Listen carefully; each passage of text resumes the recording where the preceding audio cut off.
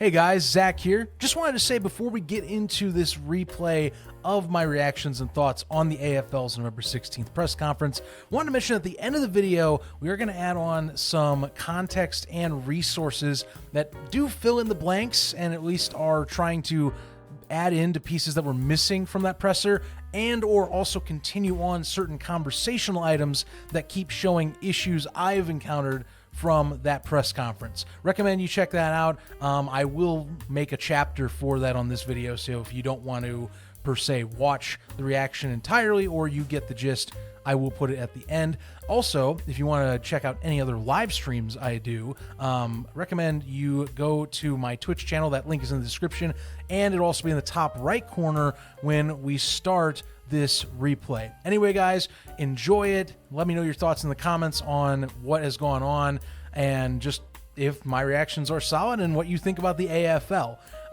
In the meantime, next time I do one of these, by the way, you might notice I'm talking to people that aren't shown on the stream. That is due to the chat.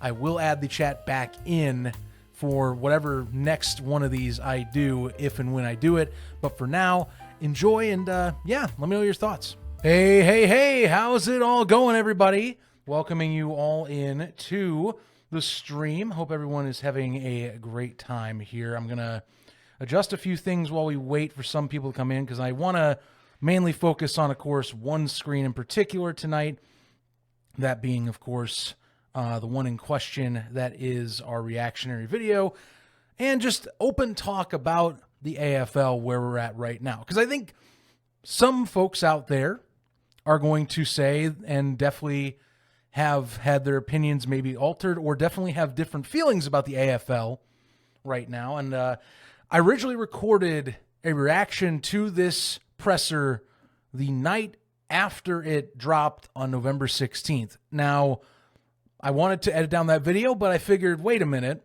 why not do it where we have everyone that can or wants to jump in. We can openly chat about this, and we can hear your thoughts to certain pieces that I drop on here as well. Now, I'll be honest with you, I'm doing this through OBS. I have not gotten OBS set up to add chat onto the video, but I will, however, bring up chat pieces that are in the chat on the stream, and I will talk about them. So I am actively monitoring the chat, don't you worry. I'm going to make sure that the audio is up and crystal clear for this. I'll give it a little bit more time. Like I said, I'm just trying to make sure I got all the ducks in the row for this video, but I will show you at least that you can see I at least have, once I click on it, oh, I see what's going on. See, this is what I'm not liking. I got to get this adjusted because it's reading my Twitch screen. That is not what we want to read. So let me get this double checked, because once I can get this fixed, we can then fully jump in. Hope everyone's doing well. Drop your thoughts below. And also, say hi. I will say hi to you back. Again, I don't have the chat up on screen. I promise I will be looking at chat, though, the entire time. I just need to make sure that this window capture is going to grab the stuff I want it to grab. That's my main thing, because I'm not going to show you my Twitch screen. That would not do anything for us at all. So let me work on the properties of that. Meanwhile, though, again, feel free to collectively talk your thoughts. Oh, hey, there we go. Okay, I should be able to throw this up now. There we go. So you should see right now. We are, of course, on the Arena Football USA website. We are going to pop this bad boy on, and we're going to chat about this. Now, again, I'll reiterate, and for those that are coming in, welcome. I do see, I'm going to probably destroy how this name is supposed to be pronounced. Japandedli Taka, that's probably wrong. It's one guy from Albany, that one, that person with the signs and stand. Yes, I know exactly who you're talking about, and I'm glad to see you on here. Welcome aboard. Welcome aboard. Nice to have you on. And again, I will talk to you guys. Like, I know that it's not going to be on screen, that I will actively have the chat, but trust me, I will monitor it. Please talk amongst yourselves as well and converse. Because again, this video, it's 38 minutes. It's going to be a longer stream than usual, possibly. there's a lot to discuss, is all the deal with it. There is a lot to discuss here and break down. And some of the stuff I was kind of shocked was even brought up in this whole video, to be honest with you. Just going to say, hey, Perel Currington, welcome aboard. First time chat for you, I see. Welcome onto the stream. Thank you, sir. But yeah, sit back, relax. We'll get this thing kicked off now. Let me double check my desktop audio is fine. That should work. If it is too low, be sure to let me know, because I'm going to be sure to have it up and about, of course, but I want everyone to be able to listen to it, and then you can drop your thoughts. You know, some of you have already seen it. Again, I've already seen this whole thing before. I have a 2-hour video that I have not edited that I originally was going to release for this. I'm going to instead do this to do it more justice. And it already started. I didn't want it to autoplay. Thank you, AFL, for instantly getting into it like that. I was not wanting it to autoplay, and it did it again. Thank you. All right, screw it. Here we go. So let's jump in. First thing I notice, and this is just from doing, it's not really a big deal, honestly. I really don't think this is a big deal. I thought it was funny to point out, and it's the first thing I noticed when I jumped into this video originally, is that they use StreamYard, which is okay. You know, I just found that interesting because, again, you know, this was hyped up as a really big event. So I just found it fascinating they use StreamYard as the main function. But it works. They do this fine. I will mention other items about how certain in-frame people are during this entire thing. But yeah, bear with me. Let's dive in and just kick off this whole thing and just, yeah, we'll just stop. I'm going to stop and start where I go. You'll hear me talk a bit, but certain pieces I will stop when I have something to say. But let's get into it. Because this is a very exciting time. Since February 1st, 2023, when it was announced that this type of football under this brand was coming back, and I had the honor to be elected as one of the first Black commissioners in professional football, it didn't really resonate what that meant until today. Where I had a chance to kind of take a deep breath and look back on where we started. And I can tell you it's been a very long road. But kind of like Forrest Gump's mother said, life is like a box of chocolates. Mine is a little different. Life is like football. You have big dreams as a young kid to play with the big boys in the big leagues. My dream for what we're doing here is to have great partners. We achieved that. Good owners. Mm-hmm. We accomplished that. And we're going to play some good football. Then we go into the reality. Well, how do you put good football and good dreams into work? Well, you got to look at your fans, because the fans are the ones that make this great. He is absolutely correct. That is very, very true. The fans definitely make this great. The fans are your most important aspect to the entire thing. Minor League Rando, hey, welcome in first off. Second off, I don't call this, and I'm gonna transition here, just say this really quick. I'm not going to, quote unquote, call it talking shit. What I am doing here is trying to say, okay, here's what I like, here's what I don't like. What I will do, though, is be critical of the stuff that definitely rolled off wrong. This isn't supposed, I don't go full bash fest here. I do think that there are honest people working with, in terms of the teams in particular, especially, that are trying to make this work well. That is something I do want to stress. There are good teams in this league that are trying to make this work. My point here is to bring up and to discuss fully how the league office, in my eyes, had some items brought up, didn't address everything that had been supposedly hyped up to be maybe promised, like certain dates, I would say, that we talked about. The television deal was heavily rumored to have been discussed here, and it was hinted at, so there's that part. There's other things I'll get into, but I don't want to do this as like we're just going to talk shit, because that's not a healthy conversation. So, I do think if you, again, put in your criticisms, if you please. I do encourage that in the chat. My thing is, though, this is a full, well-rounded convo, because I think this is the best way to do this, because there are things that are brought up. There's a lot of stuff that makes me go, this wasn't the press conference you wanted it to be, is how I'm trying to address this, and wanting this video to be out there. So, again, let's get back to it. He's talking about, the football and the fan relation here as we're in. And again, if you jump in late, again, feel free to jump in with your thoughts. If you hear anything you want me to stop at too, or you feel like deserves to be talked about, again, drop that in the comments. This is a reactionary video. I do want to hear your guys' thoughts on this, and I do want to address this. No matter what, this video is going to get dropped later on YouTube as well, but I want to now, while we're here, and while we have people that are giving a damn about the AFL here, I want them to put in their own thoughts on this. And hey, people in the industry do see these videos that some of us content creators make. I feel like this is worth dropping out there. So let's keep going.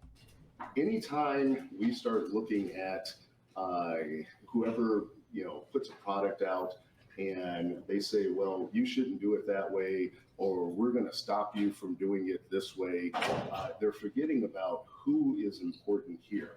They're forgetting about the single mother who needs a break, and they're taking their kids to watch indoor football play.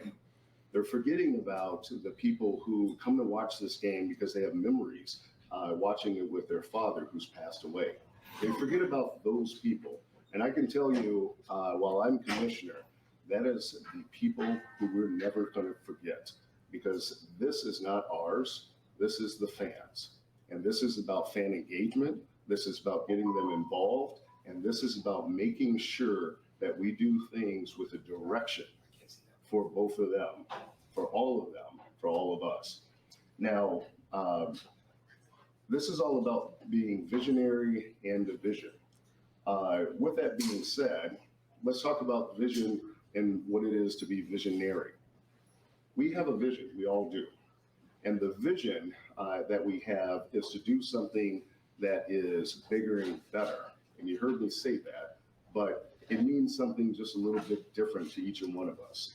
Now, my vision is I want this to be an inclusive organization, an inclusive league.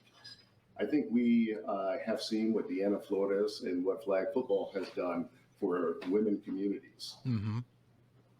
This is just not a swimsuit commercial. This is substantive athletic play where people of all sizes, all races, and all ages and all genders can play football. We will be inclusive. We will have, and we do have, female owners. I'm very excited about that. I do say that's one thing I will add as a good nod, and it's been continued, is that they do have very well-rounded, I think, representation of ownership. That is especially something that you do indeed care about. It's pretty cool, not gonna lie. Just wanted to point that out because that's pretty sweet. Front office is minority ownership. You're seeing a lot more minority owners in the league as well. So just wanted to pause and say, yes, he makes a really good point. That is a pretty awesome thing to have in terms of rep, and if anything, hopefully broadening some more influence is how I view it too. We continue. We will, and we have coaches who've had female players on the field.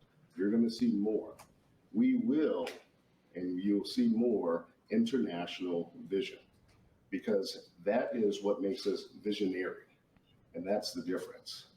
Now, let's talk about what we plan on doing internationally. I'm going to stop this right here. I've heard this part, and I just want to preference this really quick for those that already know.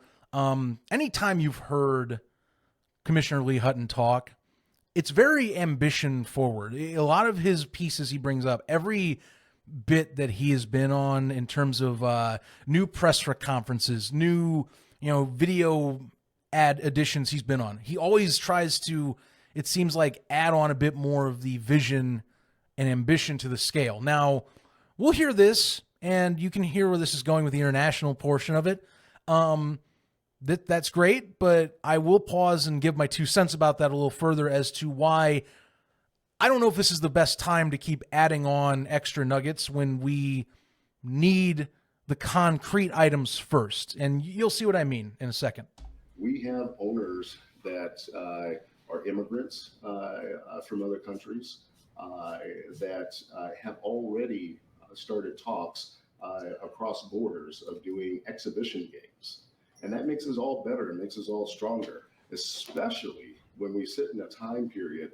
Who would have thought flag football is going to be the Olympics in 2028? I've been telling everybody, and nobody listened until it came out. Well, that's because we had a vision, and now you're going to see it turn out into visionary. So you heard that right. First off, there's more to the international section that he brings up. And it's kind of a surprise one. No one I think really heard about that. It didn't really get talked about, by the way, in the presser.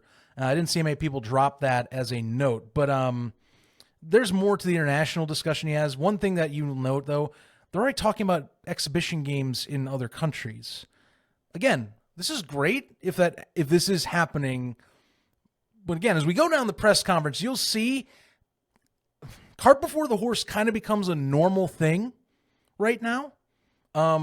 Because I as much as I do like vision from people, like things you want to see, because that would grow. That is a thing you can help to grow the AFL. Arena football is very much a Americanized sport. There's very few international examples besides the Toronto Phantoms for one, and the Monterey Steel and the NAL were another. My thing is, I am very much let's get the stuff we need to get right. You'll keep hearing a lot of themes similar to this from me as we go. But let's get the stuff that we need to do right first, and then let's talk about this stuff second. Again, great if this is the case, but keep in mind, you'll see as with the press conference goes, there are things we really need to talk more about this and get some things done before we can really hardcore say, oh, great, now we can focus on this amazing thing that we are pushing as a new ambitious element to our brand. We continue. We continue. Yes. I want to be the first league here that's showcasing games on virtual reality. Technology is different. Okay, that was like super fast, and I actually almost forgot about the VR thing. But as you notice, we talk about ambition. We talk about I've heard the VR before. This isn't the first time, so keep that in mind. But remember, this press conference is supposed to be addressing schedule, television deal, and a few other big name portions. So just keep that in mind. That's exactly what this was supposed to be. Now, I know you can keep on going with the ambitious pieces here, but remember what the objectives were. That's the thing that I think a lot of people were talking about. And again, you'll keep seeing why, and I'll keep bringing these points up. But great, VR, cool. Cart before the horse. We're going to talk about what we're going to do in the tech world, in the tech space. People are different, and so we got to move with the times. Well, let's talk about people, because again, fans are what drive this league. When you look at people who are absorbing this content, they come from very young to toddlers to women. 80 for Brady, if you've seen that show and that movie. We need to make everyone feel more inclusive in this game, because quite frankly, that's who's driving the purse strings. Now, there's a lot of road less traveled here, and I will remark this, and I have taken names. We've had some individuals and other organizations that have made it a pact to try to take contracts from other arenas from our owners who have done some anti-competitive practices to disturb our progress. But I can tell you, there's this saying that nobody will intercept my vision. So let's pause it here. This is kind of one of the biggest items that was addressed, and I think a lot of people took note of. And something that I think, yes, it does need to be talked about, because he's not fully wrong. Some of us do know he's not fully wrong, but that being said, you'll see he goes a little extra with it, to me, or lands on it too much. Before I dive in more, hello, welcome, Jay Clem. I know good to see, or my good buddy Justin there. Good to have you on here, my guy. Yes, I do see your comments, and again, Justin, worked with AFL 2.0. For those that talk with him, this guy does know his stuff. He has been in the industry. Definitely deserves his respect. That is no joke. So absolutely listen to him if he has something. And I see Sopaw here as well, saying, I'm taking everything he has with a grain of salt, very, very tiny grain. And look, this is part of what goes on to me when you don't put the basics in front. If you are not executing those. Now, hey, again, this could change. I will still put that out there. If I'm trying to be at least certainly fair in some ways, but you can't, and for me in particular, I've seen this happen with some other item in other leagues. You can do ambition, you can be visionary, but you better have your other stuff lock and key done right. And that's where you're seeing like how Sopaw's talking, I take everything he says with a grain of salt. I'm not saying that should be always the case, but you can see how if you keep throwing, stuff, oh, we're doing this, we're doing this, we're doing this, we're doing this. You're throwing a bunch of things. You can't always do that. Sometimes if you really are doing stuff, by the way, you have to put it, sometimes you just have to hide that, okay? You have to put some things under lock and key. You can't be all hype. Hype culture to me is not perfect, and I do not care for it because eventually the hype runs out. So that's an issue. Meanwhile, again, social media, web design, these things have not been executed very well. I have already addressed this outside of this channel, and the basics have to be done first. That is what I'm trying to say.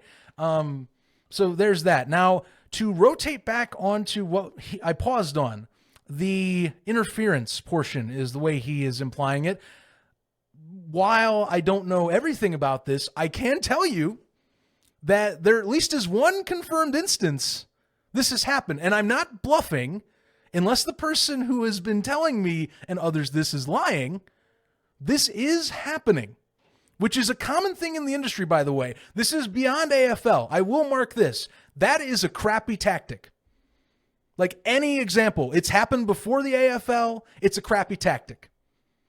That's anti-business. That's anti-competition. And that's for all these leagues. IFL, NAL, you have to be better. And I know the IFL's talked a big game about trying to improve the sport's image. They don't help themselves. True people in the industry know what's going on. They do crap like that. That is not a thing I'm a fan of. And I want to make that very clear on this live stream.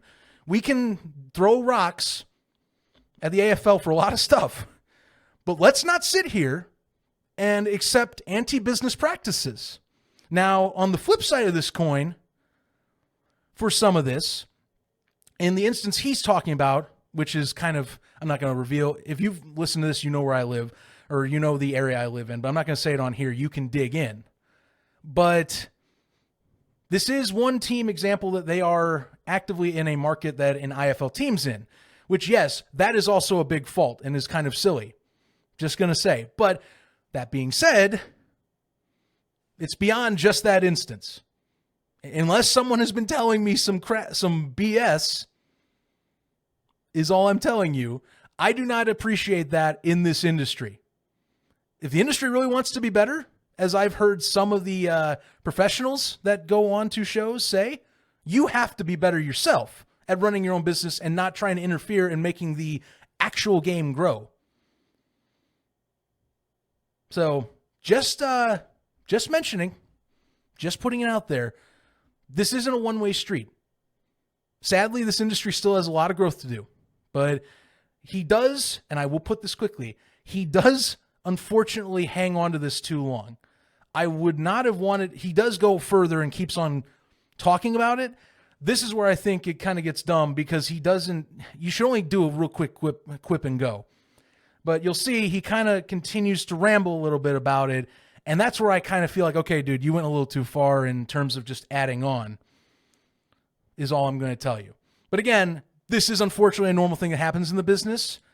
I wish the business didn't do this. I wish interference wasn't a thing, but it is a thing, sadly. So just want to make sure people are all on the same page, that it's not just a, it's not just like one league is, not everyone's a golden boy when you dig far enough in. Just going to put that out there. But that doesn't mean that everyone is a terrible league and that you can't call things out. So just saying. Anyway, we continue. Nobody's going to run that the different way for pick six. And it's not going to happen on my watch. I know who you guys are. And I think you guys forget, I started out as an attorney. Now, despite all that, you also know that the life of football is also that we've got to be very competitive. Quite frankly, we applaud other organizations and other leagues that do what we do. We want them to exist.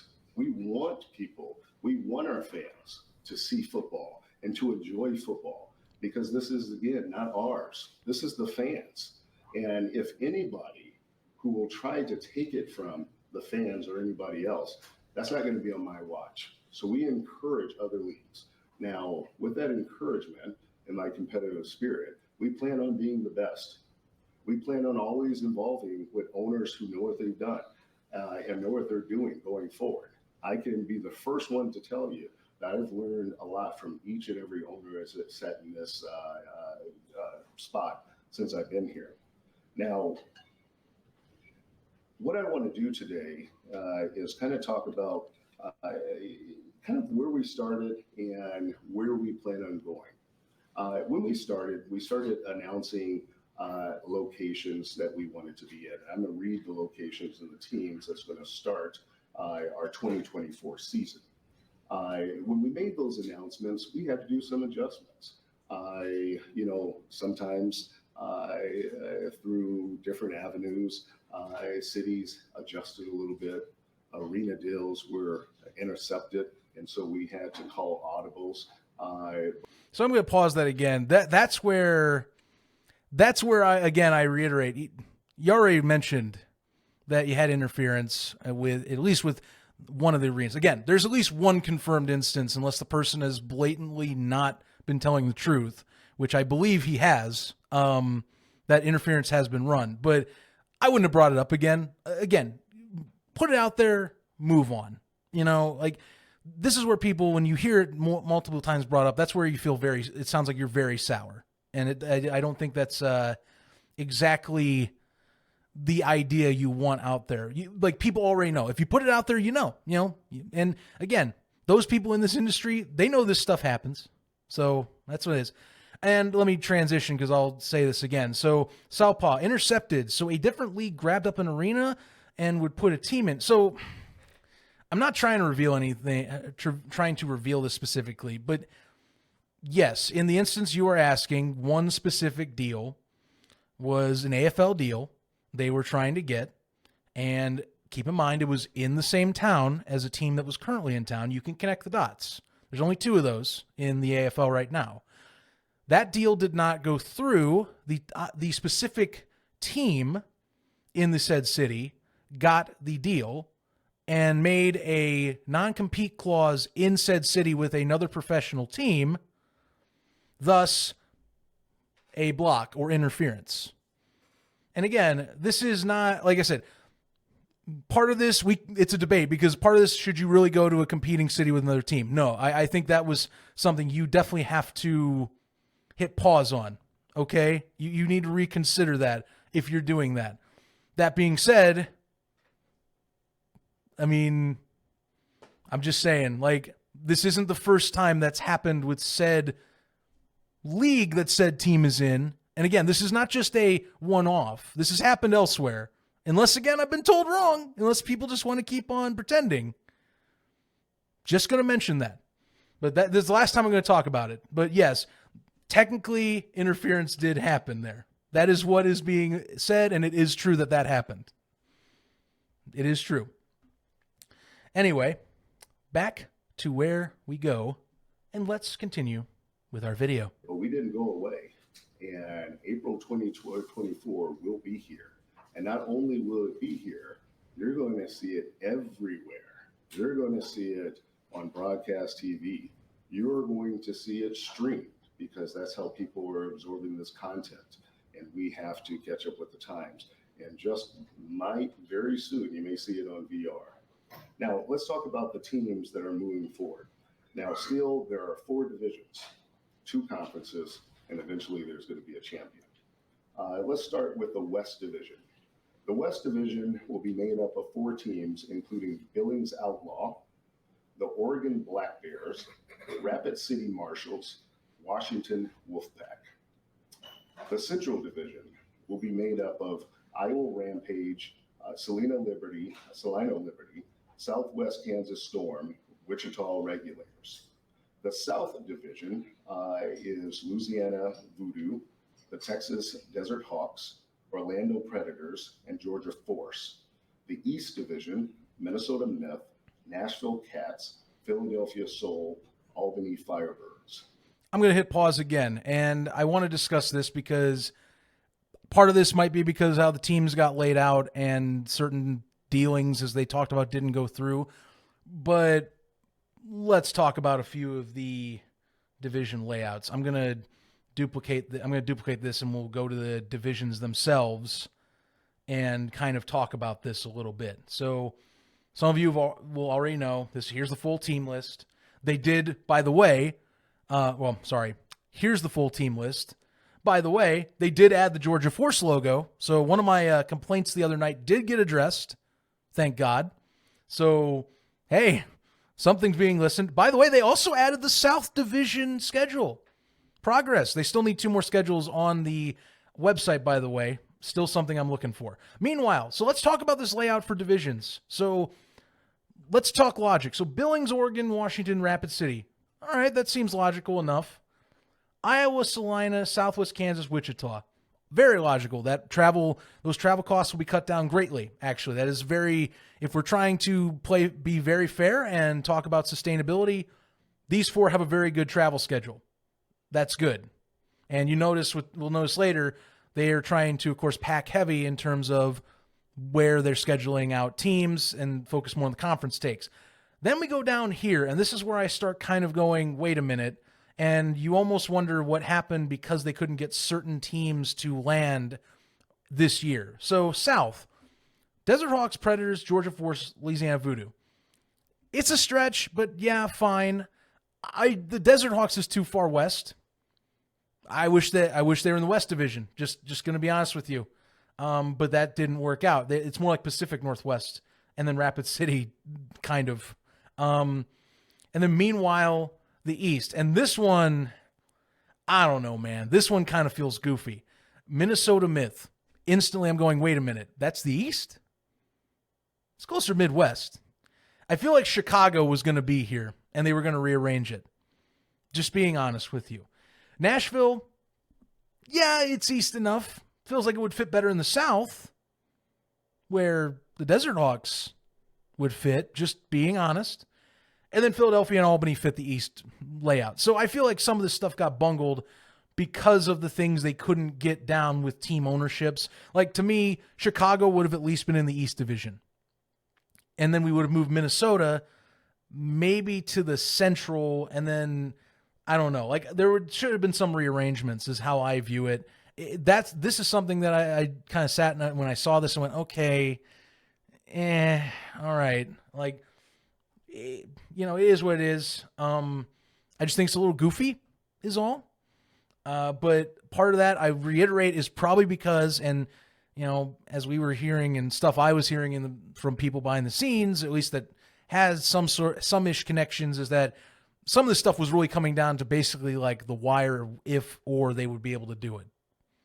So some of this, I think, is because of the discussions on teams being either near the finish line but couldn't get it done, or they just barely got it done and this is what they had to go with. So take that as you will. Those are divisions. They have 16 teams. The thought was it was going to be 20.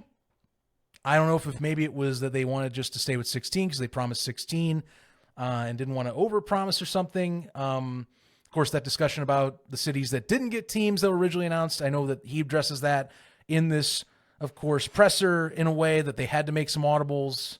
Take that as you will. Everyone's had a take on that. I know that does not, PR-wise, that doesn't get received well. Like, there's no sugarcoating that. People that were in Austin or St. Louis have made it clear they aren't happy. So same with Chicago. You know, I've seen some Chicago folks that they were expecting this year, and that didn't go. So, yeah, again, that's out there, but away we go. Let us continue with the video. In 2025, we already have teams that are ready to go. And this is a credit to our expansion. We believe right now that we're madly on track for 24 teams. And do we stop there? I don't know. I want to hear from the fans. Well, okay. Depends on which fans you hear from. And I do want to stress, sustainability does have to be accounted to this. Now, I'll let this play out because that was a question about Chicago and Arizona. They didn't really get addressed in this conference. This is where you should have said those teams were in 2025. A matter of the fact thing. To me, that needed to be in your notes. It doesn't come up unless I misremembered, and you'll see that in a second. But that's a lot of confusion that could have been avoided if you just say, hey, we had to move these teams to 2025. Then you're not hanging to just essentially a lot of speculation. This is where you'll see a lot of stuff that gets fallen into a trap. A lot of people, and you'll see this with USFL, the XFL, any alt league, if you don't lay out the details hardcore, and especially the Facebook community, then like the Facebook AFL community, which is very, very hardcore, they're going to rip you to shreds. I'm sorry. So just feels like, again, button up, do the basic stuff right first if you are trying to come off. And that's going to be a continuing theme is all I'm going to tell you. It's going to be a continuing theme. Also, I do see you, Minor League Rando. Hi, fan here, Alabama team. Got to find someone to get it. And that's for any of the leagues. I'm not even talking just AFL. That's the big if. Find somebody that wants to do it and has good money and knows what they're getting into. Very important steps to any of these leagues that I follow. The big three for me, and I know some of you don't consider it the AFL, but I do it just because we're covering it and it's getting a bunch of media attention. The big three, IFL, NAL, AFL. Those are my top three. Just going to lay it out there. There are some that may be on the fringe. However, I will mention I don't have respect for a league that was trying to fine players $5,000 for switching leagues. So you can look that one up because that was trying to be a thing for a second. Kind of was a stupid move. Just keep in mind how little these players get paid. But I digress. Anyway, let's dive back into this thing as we continue. I want to hear from our collective group of owners. But one thing that I do know for sure is that we are building something great. We're building something fantastic, and it's going to be different. Now let's talk about different. And this is the perfect time to talk about one of our really good partners, and that's Humble. I met Brian Foote first on the phone. I was impressed with his knowledge. I was impressed with where Humble started in their beginnings, and kind of their vision really overlapped with us. And as we discussed more and more, like many partners, if you're in a marriage, or even better, as we sit here today, talk about athletics, teams, we found out that Humble, and through the leadership of Brian Foote, was not only going to be a good partner, they were going to give us support. And that support was not just going to be here and there. That support was more than just cheering us on. That support comes with 3 a.m. calls saying, Lee, I have an idea. That support came with 3 a.m. calls. Lee, not only do I have an idea, I have the people that can help. And then those ideas turned into action. And he's going to talk to you of what those ideas in action look like, because I'm proud to announce, as you guys seen, Humble is our tech partner. Now, I want to make sure that our organizations keep up with the times that we are paperless. This is long gone from the programs where you get everything on your phone now. I want stats at your fingertips. I want information at your fingertips. I want ticket sales at your fingertips. I want things in a click of a button that everywhere you go, that you're always integrated with our brand. Now, what that does is that, again, allows us to kind of increase our reach. And our reach kind of grows an inch, and then a mile. And the next thing you know, we're in other countries. Then next thing you know, we're having international play. The next thing you know, this is a lifestyle for us all. And that's why, as we're coming up, you see our website has changed from the AFL.com. That's no more. What we are called now is Arena Football USA. Okay, so maybe this, and this is a revisited point. I wanted to see if maybe for some reason this got mentioned in the presser, but just completely got missed, and they did a terrible job of reiterating this, is the Arena Football USA discussion. So if you go on their Twitter right now, and actually we're just going to go on their Twitter, and we'll just talk about this right now. And this was a complaint of mine that I felt did a terrible job of being explained. You'll notice, and yes, I've been searching it up. Here we go. You'll notice right here, they have renamed themselves Arena Football USA. Now, this confused the living hell out of me when I found that, when someone pointed this out the other day. That's all I'm going to tell you.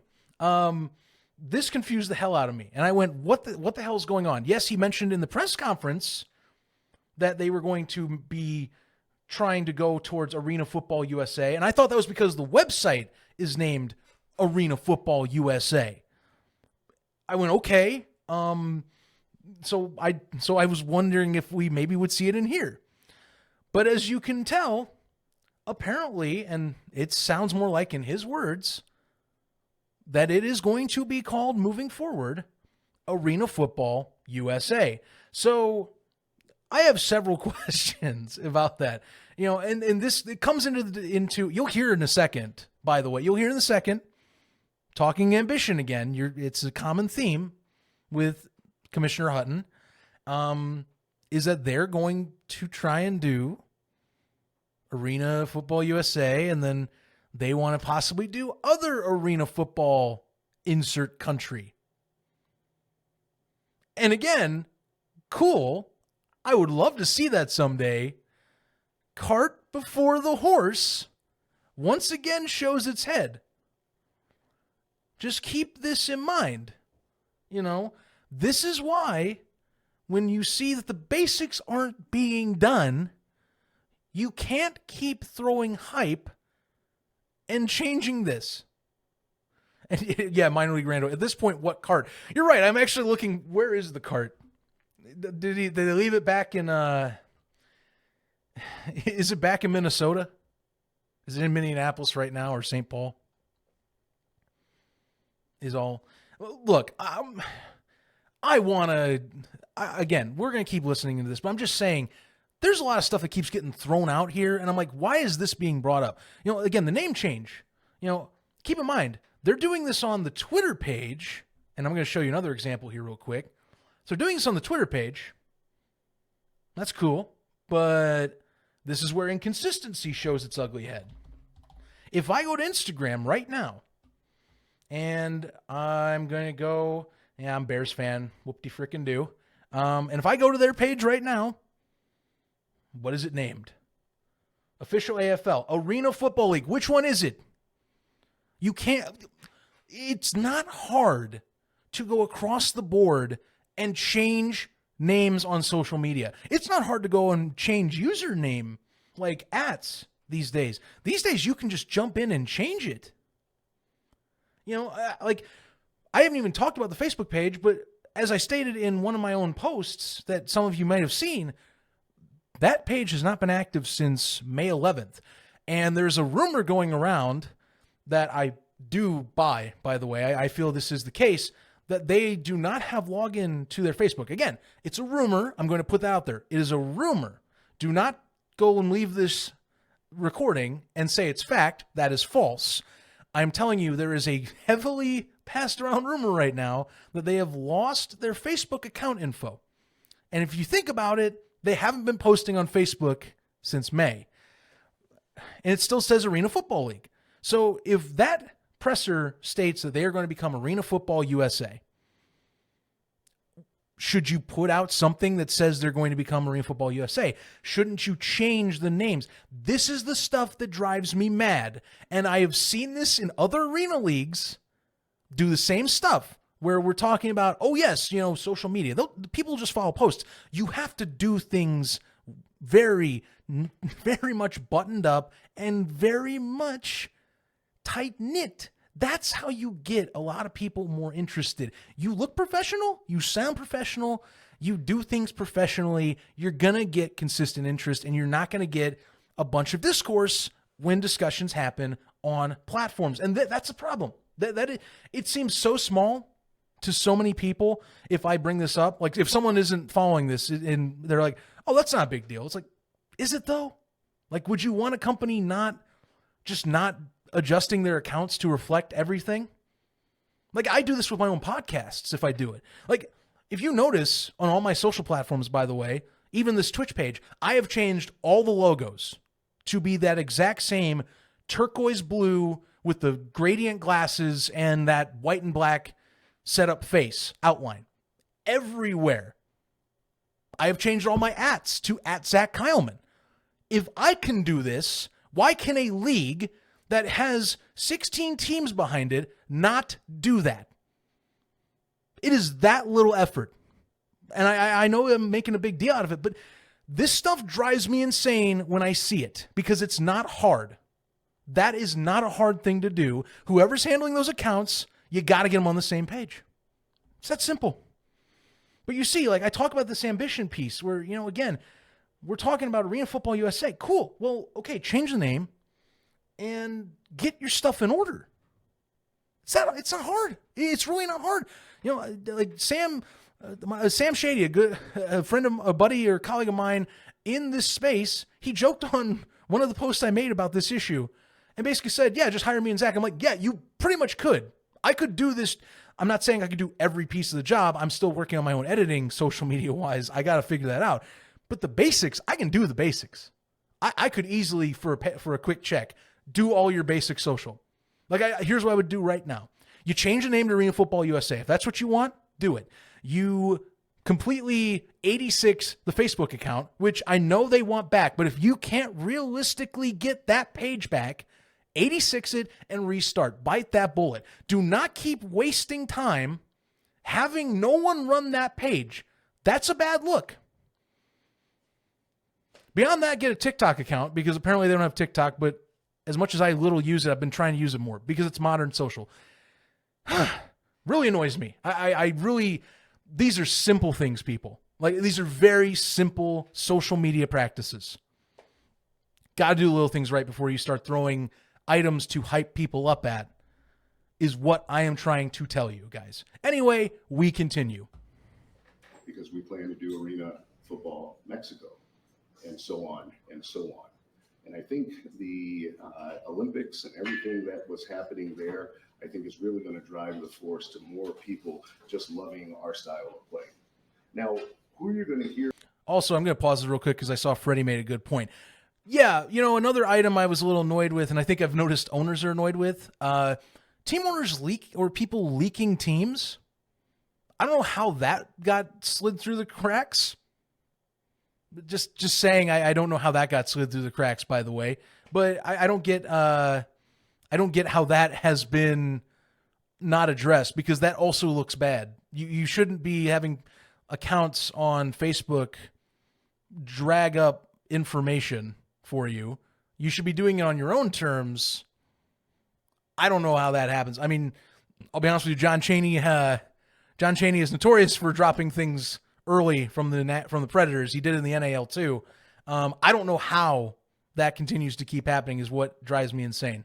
So yes, Freddie, that is absolutely something does need to be mentioned because it is very, very annoying, and it happens way too much. And also, yes, Justin Clem, I know he kind of slightly hints at that, but yes, to reiterate, arena has been attempted in Mexico before. In terms of the main instance I know, unless someone else knows it different, is the Monterey Steel with the National Arena League. That was an actual professional team that ran out of Monterey, Mexico for an entire season, and that was decent.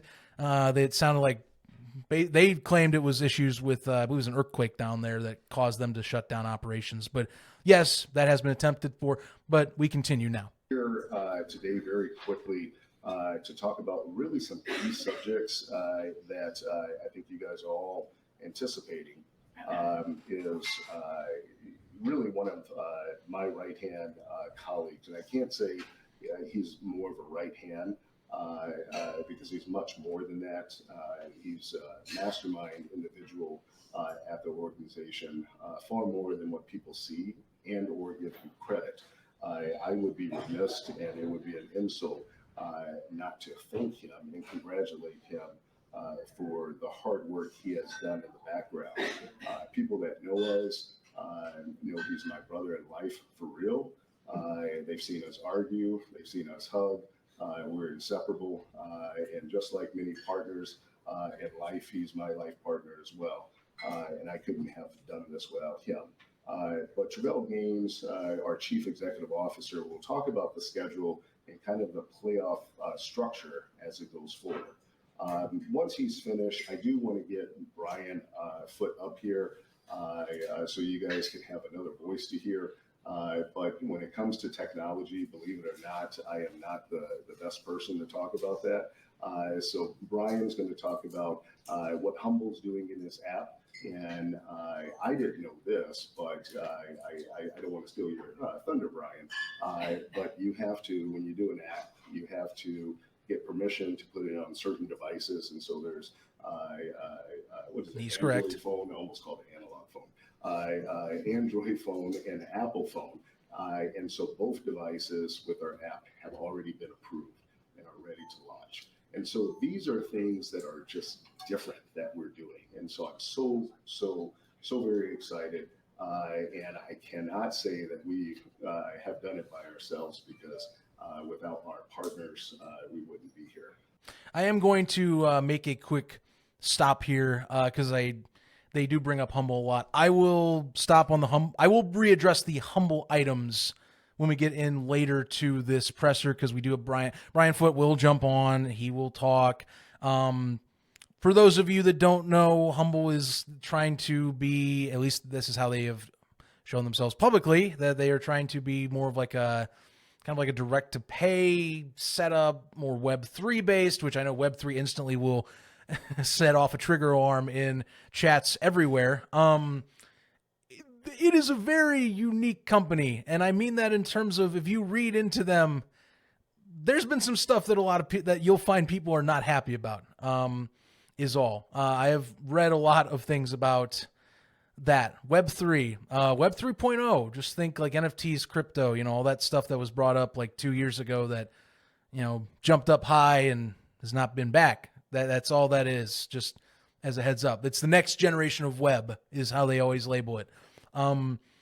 Yeah, Humble is it's a unique company. That's the best way I'm going to put it right now. I'm going to save a little bit of my research for the next version of Silliest of Season, which will be on the AFL. So, stay tuned for that. But yeah, read into Humble. And I mean that as if you are curious as to how their business has been and how people have analyzed their business, you should read into it. It's a very deeper conversation than that. As for the app and the website, my complaints towards that, yeah, it mostly goes towards Humble, because they are the digital provider. They are the ones that manage the website that has missing items, by the way.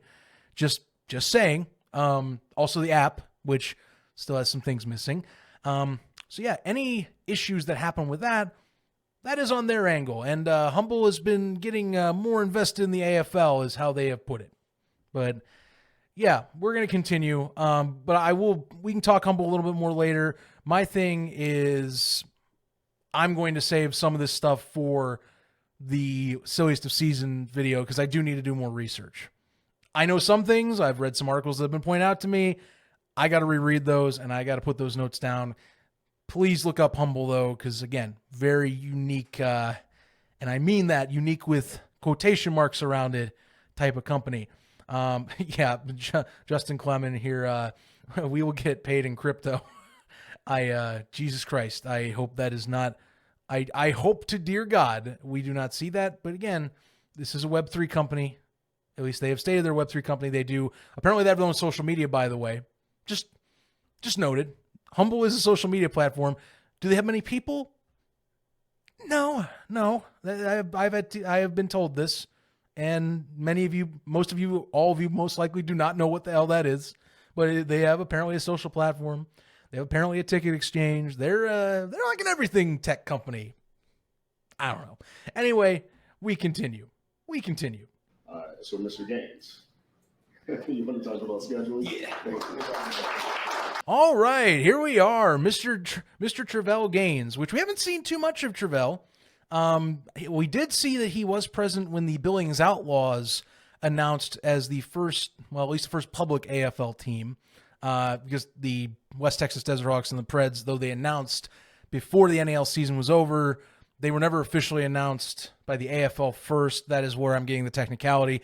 But Travelle Gaines, he is the man behind the scenes, the CEO. He's the one that is pulling on apparently the technical business strings. So we will dive in. And this is where you'll hear a lot of the stuff with complaints on the schedule. This is where this comes from. Let's dive in.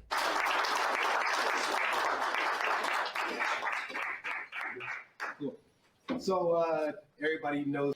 Side note, I am extremely annoyed by the cameraman that is blocking this shot, which another note comes up.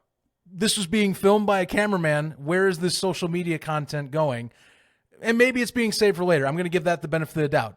Just being honest with you, because this guy's everywhere on the stream. You'll see him a few times. He jumps around. He films a lot of stuff.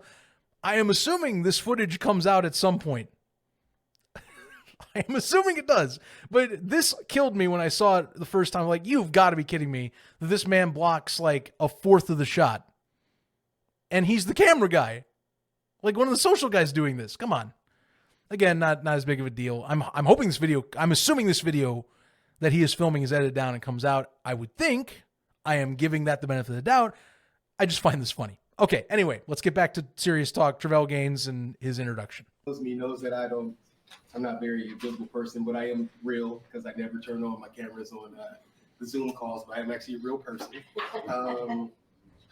First, I want to thank everybody personally because this has been a challenge. I think that without everybody in this room and everybody watching, unbelievable that you guys broke the internet today. This thing's down, so this just shows you how much people want this football. But I just wanted to say that this has all really came together in the last 7-8 months, to be brutally honest with you.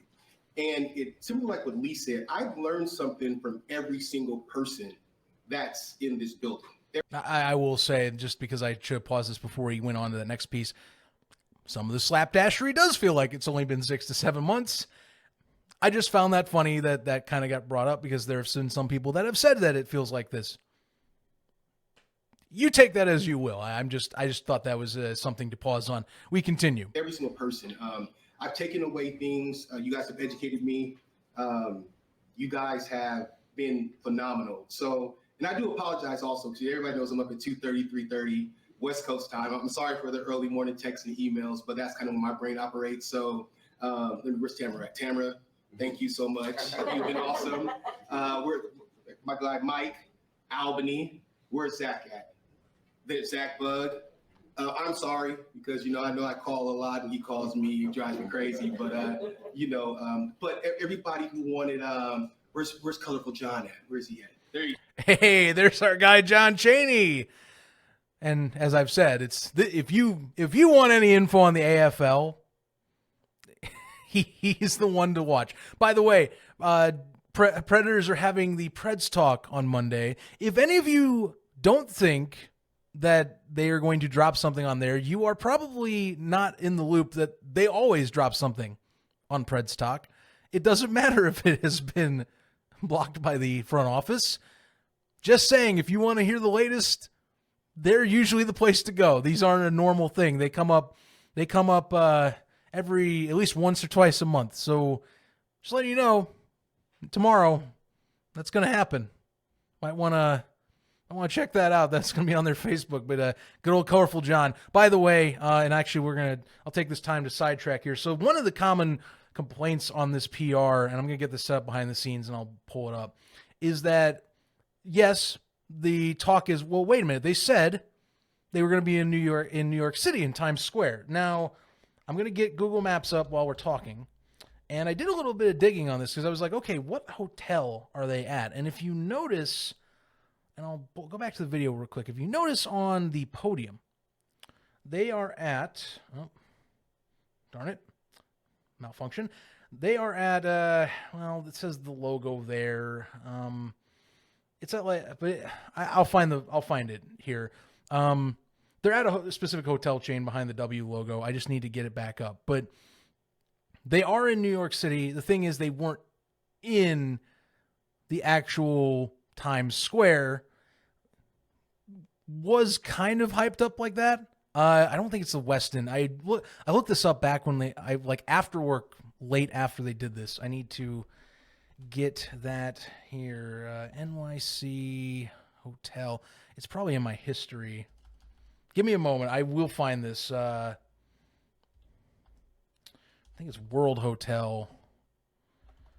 Or actually, I'm being a doofus. I'm just going to go to Google Maps like I was doing, and I'll pull that up when I find it. Because it's not, like, Times Square is not that hard in terms of Google Maps to kind of discern certain items. So I'm just going to get that up here. NYC Times Square. Give me a moment. Here, I'll give you my view of what I'm doing. Oh, over here. I typed in the wrong window, but here, we'll do the same thing. NYC Times Square. So we'll go to Times Square. And you'll notice down here, this is Times Square. I'm going to change it to the street layer. And you'll notice, here it is. It's the W New York. I had this re-verified. Here, we'll even go to their website. Once I can get to the website about page. Or I'll just type it in. But here we are. I believe this is it.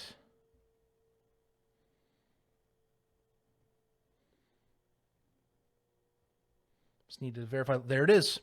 See a little, well, let me move my, hang on. Let me move my stuff on the screen. This is what I get for doing this. 1 second. I'm going to move my item. All right.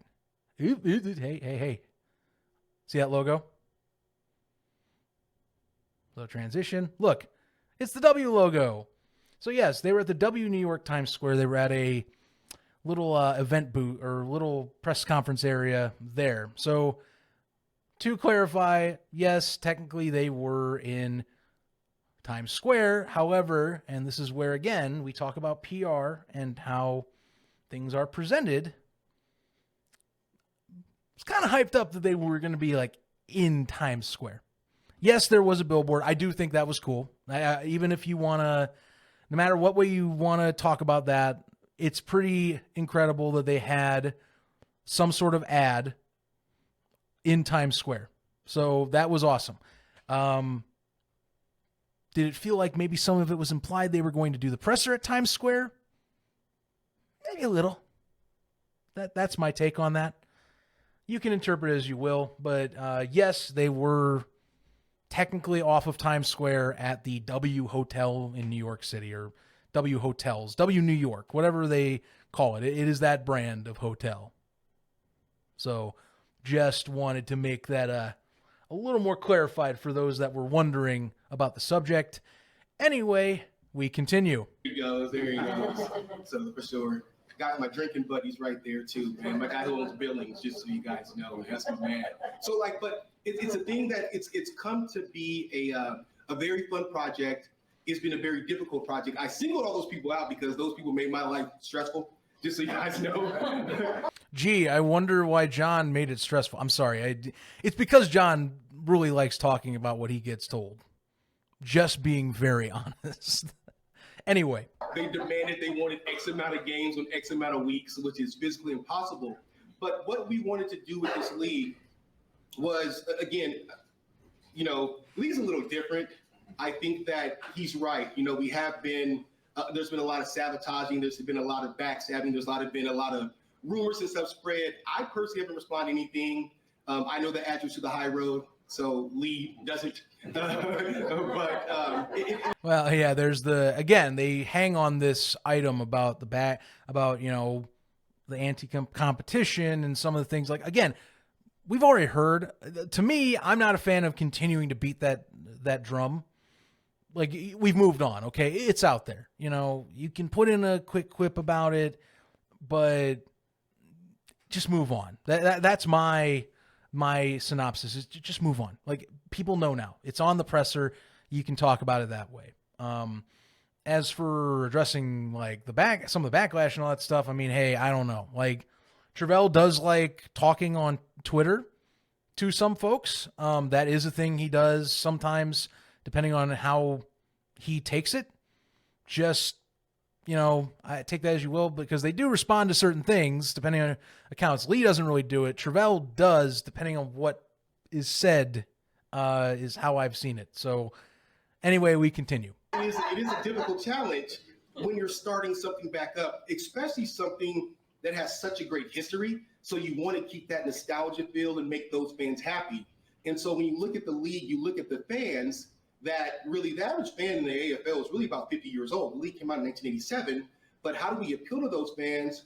And then how do we appeal to a younger audience? That's why we've done certain things from a streaming standpoint, from a Snapchat standpoint, from a Wave TV partnership standpoint, that really makes us attractive to the younger audience, but then keep our core fans, the ones that we want to make happy. I see all your tweets. We're doing everything we can to get a team out there in Long Island, but hey, man, we're trying. I see all of it. I promise you, man. I feel bad. I will make a quick point about this, because I do think it's hard to be in the position if you are seeing that account come back. And with the exception of the teams that were listed as cities in the original announcement, there have been a lot of requests by casual fans that followed in the past that have basically been bombarding the league with options. So you can tell, like, there's interest. However, I think eventually you were going to find some people that were going to be disappointed. That is one thing I will give some sort of like leeway with, because if you followed any posts on Twitter about this, or X, whatever you want to call it these days, basically all the replies were, put a team in Grand Rapids, put a team in Long Island, put a team in yada, yada, yada, yada, yada. Like, that's a hard thing to deal with. Like, some people are just going to be disappointed. So he's not exactly, you can't please everybody, as JPN here says, and welcome to the chat. So that is one thing I will give some lenience to, because that's a hard one. Like, that is one you can't really win entirely. And so at least he addressed that. I'll give a PR win here, where it's like, yes, good move. You did a good job, because that wasn't going to be, like, for the cities that weren't listed on the original 16, you weren't going to win with that. And there were some like diehard people that won Grand Rapids. That market that market, I feel like, by the way, just a little throw in here. Whatever league or leagues exist in the next few years, Grand Rapids, I really hope does get explored if it's able to be that way. So just something I would love to see. I'd love to see Grand Rapids get a team. Like, doesn't matter what league, as long as, to me, it's one of the more established ones, and you can give them a realistic chance, because it's a pretty unique city in Michigan. Also, Rapids, I guess the Rampage fans in Grand Rapids, they have not forgotten. Anyway, we continue. I want to personally just buy a team for you. Just Long Island versus Long Island every week. But with that being said, I just wanted to kind of go over, our schedule came out at 3 o'clock today, but what I wanted to do was focus on the highlights. Now, I will say this. We will release our media schedule, which will trickle out shortly. Okay, so we will play games on Thursday night. There'll be one game on Thursday night. There'll be one game on Monday night. There'll be 4 games on Saturdays and 2 games on Sunday. We'll release that media schedule with our partners who will release that in the very near future. I just want to be very clear with that. But with that being said, I wanted to really focus on the highlights of the games from the season. So we're going to start off our season. We're going to pause it right here because of this is the part I was waiting with the TV, and I already can see, for example, Jammin Deadly Talk. I know that's not the name I know him by. I'm just going to keep some anonymity there. Yes, trickle out shortly. Where is it? And this is something that was heavily rumored to be announced fully on this press conference. Keep in mind, everyone who was pushing the New York City Times Square presser was kind of pushing that certain elements would be out there. Now, did the league straight up say this?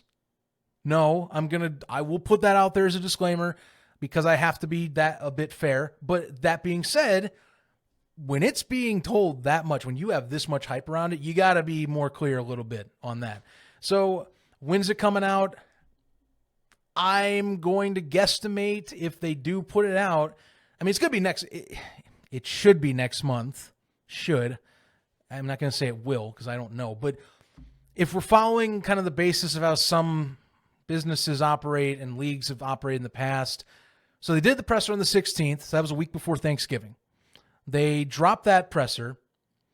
And then the next week's Thanksgiving. So if you follow any of these leagues, Thanksgiving's basically like a complete mulligan week. You're not going to do anything on Thanksgiving usually.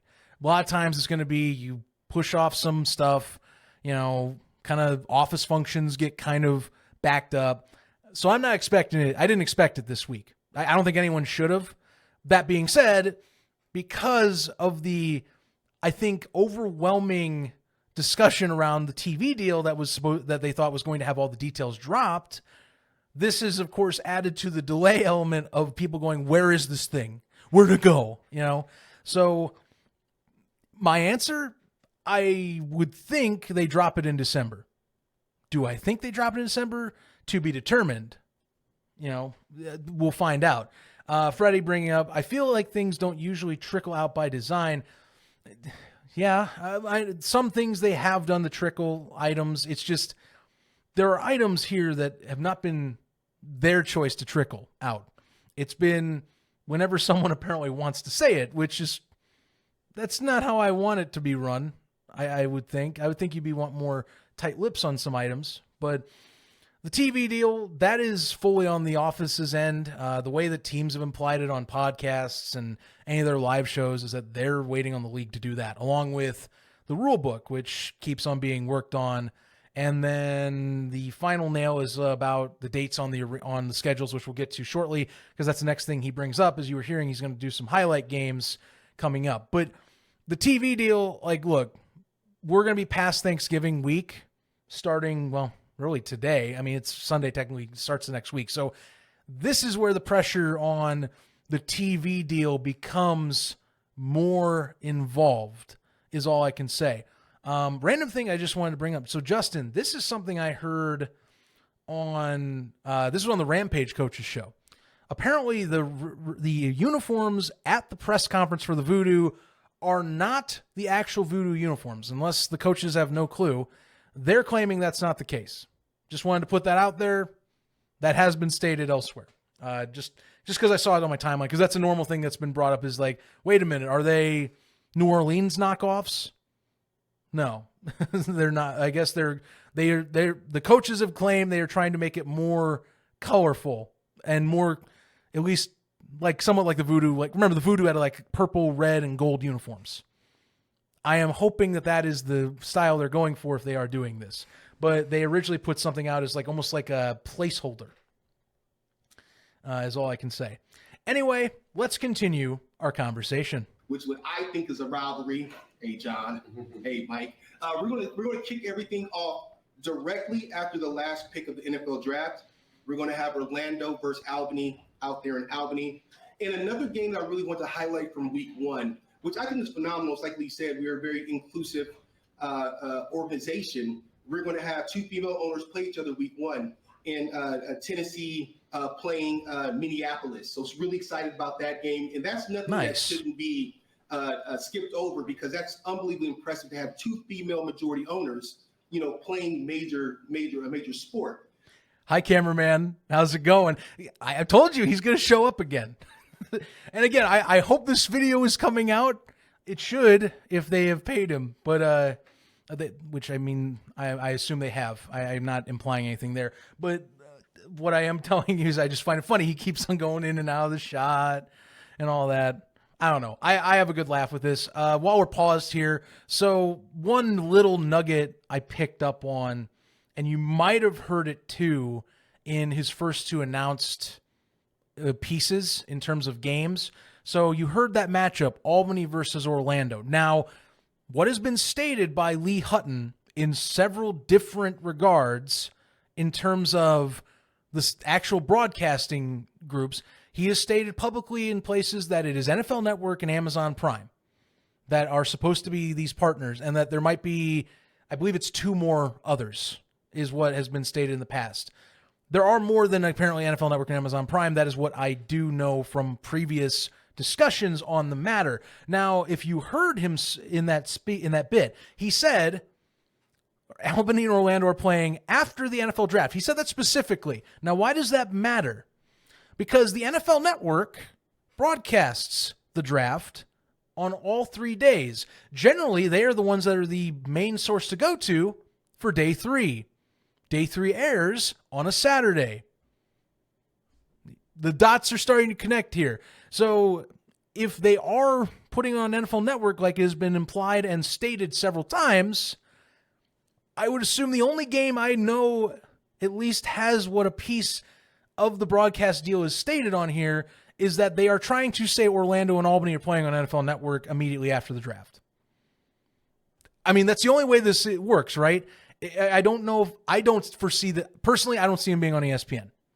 I don't see him on.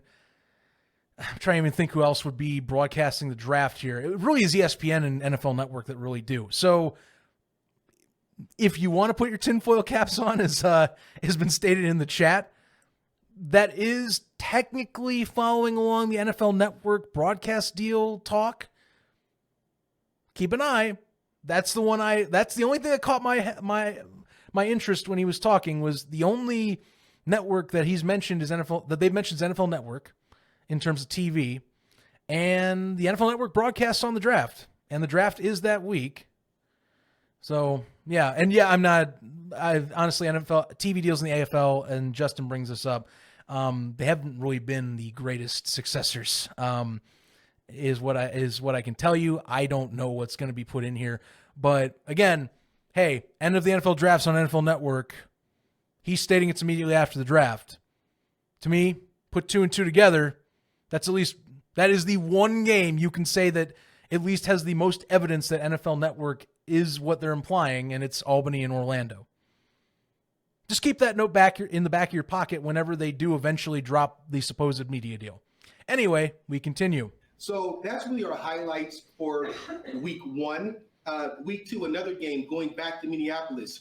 Our Cinco de Mayo game. We're going to play a game on Cinco de Mayo. It will be Philadelphia versus Minnesota out of Minneapolis. And this game will be broadcast in Spanish. Okay? So that's a really big thing for us because, like Lee said, with our partnership with USA Football and the 20th Olympics, this is a global sport now. And we need to get ahead of that. We need to be cutting edge with that. And we need to attract the people from all walks of life and all different languages. I'm trying to get some games done in Swahili, so maybe where's Mustafa? Can you help me out with that? I had to pause. I did this exact thing when I heard that earlier. Again, cool stuff, but I love the ambition. Let me rephrase. The ambition, I see a lot of it, and you'll hear there's more about the broadcast ambition here. But like, again, I just want to see, and many others, button up stuff that is need to be done right now. We'll find out. We'll find out. I don't know, but we want to attract people all over. We want to attract people from all over the world to really watch this game. So week 3, a game I'm really excited about is West Texas at Wichita. That's a game I really want to see because Zach thinks he just has the great. Where's Chris at? Zach and Chris, they got the greatest team ever in the world. So I want to see how they play on the road. And then Georgia at Iowa. another great game. That's what we'll highlight week 3. So week 4, also, again, going back to Nashville, we have Georgia at Nashville. They're going to play for the on 5/18 military game. They will wear military-inspired uniforms for that game. They're going to play out there in Clarksville at the brand new arena, Effin Bank. Effin Bank. So now I will say this has been confirmed by at least when Nashville press has talked with the Nashville ownership. It has been stated that they are playing that one game up in Clarksville. Got to say, if they pull it off and you do have a military night like that, sounds pretty amazing. So fingers crossed. That is one that if I want, I mean, again, realistically, people should want to hope this stuff does work. Stuff that we have seen as problems still should be brought up. And again, you should want to, be cautious on a lot of this. I'm just telling you. That being said, if that is the case, that would be a pretty cool game. Not going to lie. That is sounding like a pretty cool concept if they do pull that off. So keep that one in your back pocket. Great part about also, I'm being a goof. Why did I not transition that? We shall continue. The phenomenal folks, which are sitting right here for the Nashville Cats. They will play their games in downtown Nashville, Nash Vegas, I call it. But they will play one game out in Clarksville, out there near the military base, which I think is absolutely phenomenal. So also another big game, Thursday Night Football. It'll be a North. I'm sorry, I got to. Damn it, Justin. Freaking. Yes, I have heard. Well, at least the ones I know over the Chinese Marina Football League. That's the one I've seen photos of the outside talks. So, or the ones where I've seen photos of outdoor arena football. This does exist, by the way. This is real. Look this up. Kind of crazy. Also, yes, you did hear that Thursday Night Football, and you'll hear the rest of it. But just to give you a jump ahead, he states here they are looking to do Thursday night games, Monday night games, and the usual Saturday and Sunday. So they're trying to do the NFL slate where you're continuously trying to at least keep it in the discussion. Can you pull it off? I have no idea, but that has been stated elsewhere, or they've hinted at that elsewhere, even outside of this presser, by the way. We continue. Northwest rivalry with Oregon playing Washington on Thursday Night Football. Coach, you better bring it, man. All right, you better bring it, okay? We're going to need a lot for that game. All right. So the following week, another game, which is a pretty cool rivalry, Salina versus Dodge City. And then we're going to also have Billings at West Texas on Thursday Night Football. I talked to Coach from Billings a couple of days ago. He guaranteed me an undefeated season. So no pressure. I just want to let you guys know what he's saying is going to happen. All right. Week 7, Rapid City versus Oregon will be a highlighted game. And then Philadelphia at Albany. Those rivalry games between Philadelphia and Albany, we really want to bring back that nostalgia and make sure that that's a game that gets highlighted all the time and we keep that really rivalry going. Keep that one in your back pocket, by the way, and just because of what is maybe not said on this broadcast or this stream, just keep that one in your back pocket. Okay. And then we got the Northwest teams are going to go down to the great state of Kansas. I have no idea how they're going to get there at this point, but Washington's going to play at Salina and Oregon's going to play at Wichita. And then the following week, Dodge City at West Texas. And Washington is playing at Oregon. So week 10, there will be no Monday Night Football. So 2 things. Week 1, there will be no Thursday Night Football because, again, we're going to start directly after NFL Draft, which ends on Saturday. See what I'm saying? I'm telling you, he even reconfirms the draft ends on a Saturday. They've already stated in the past that late April date. I mean, come on, man. Just keep that in your pocket. I'm just telling you, he's reiterating that. So I just find, again, just something to keep in mind. He said that twice now.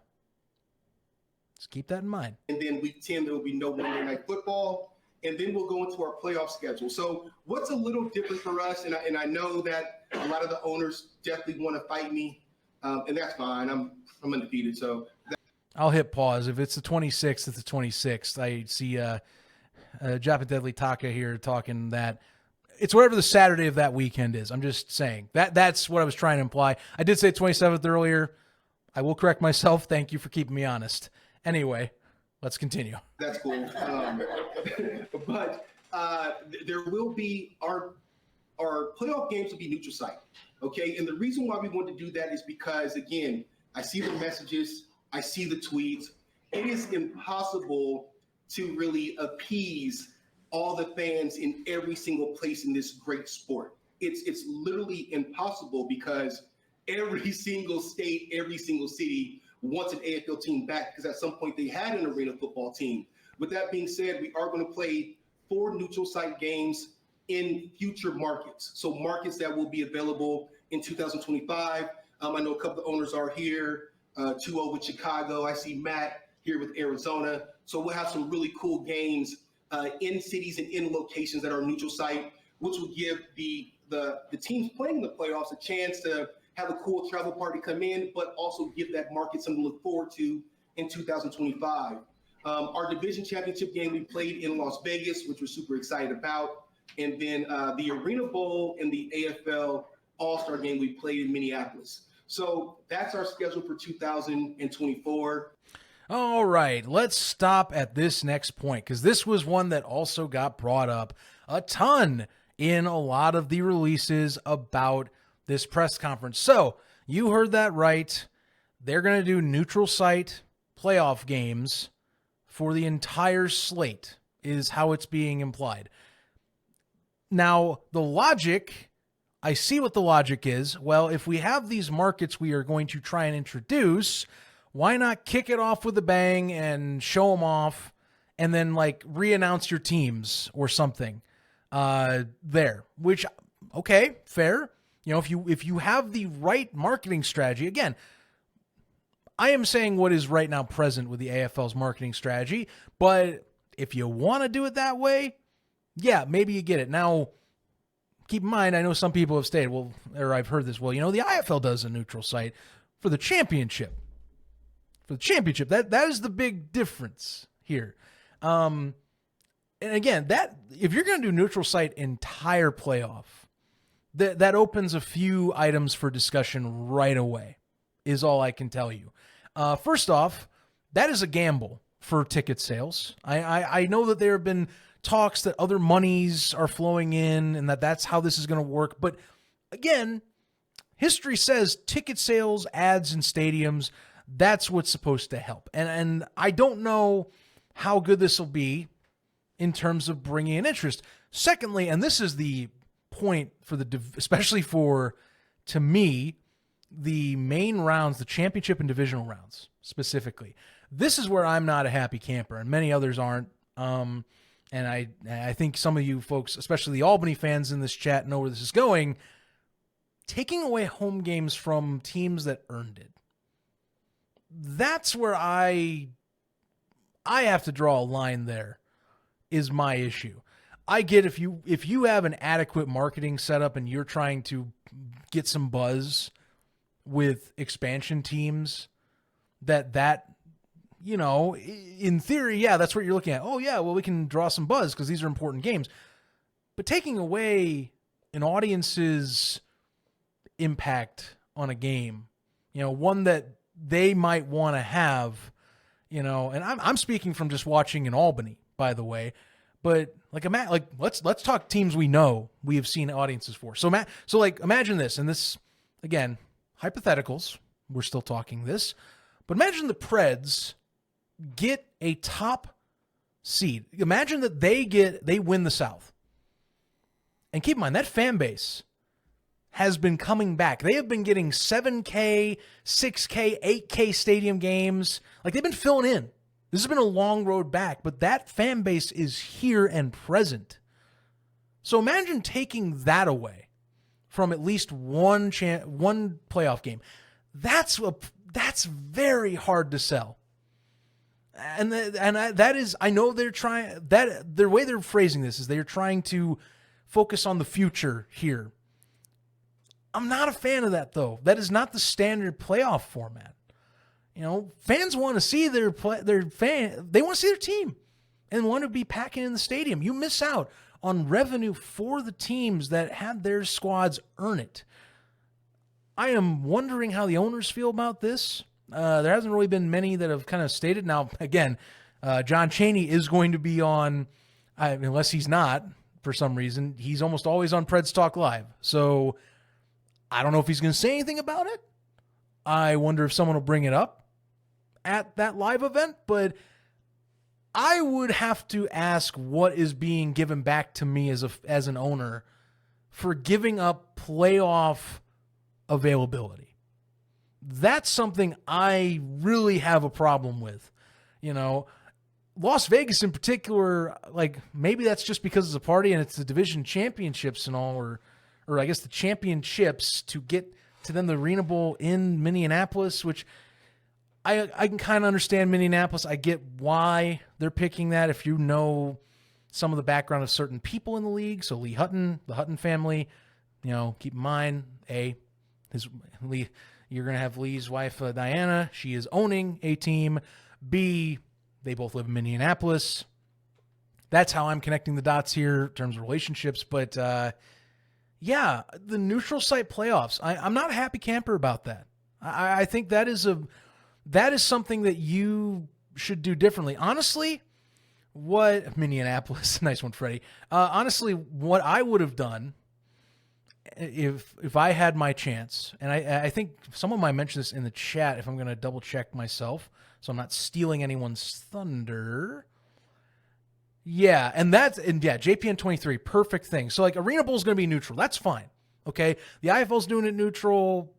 The NAL, I don't think will because certain monies, and I don't know if they're going to jump on that gun right out of the gate because they're trying to just establish themselves this year.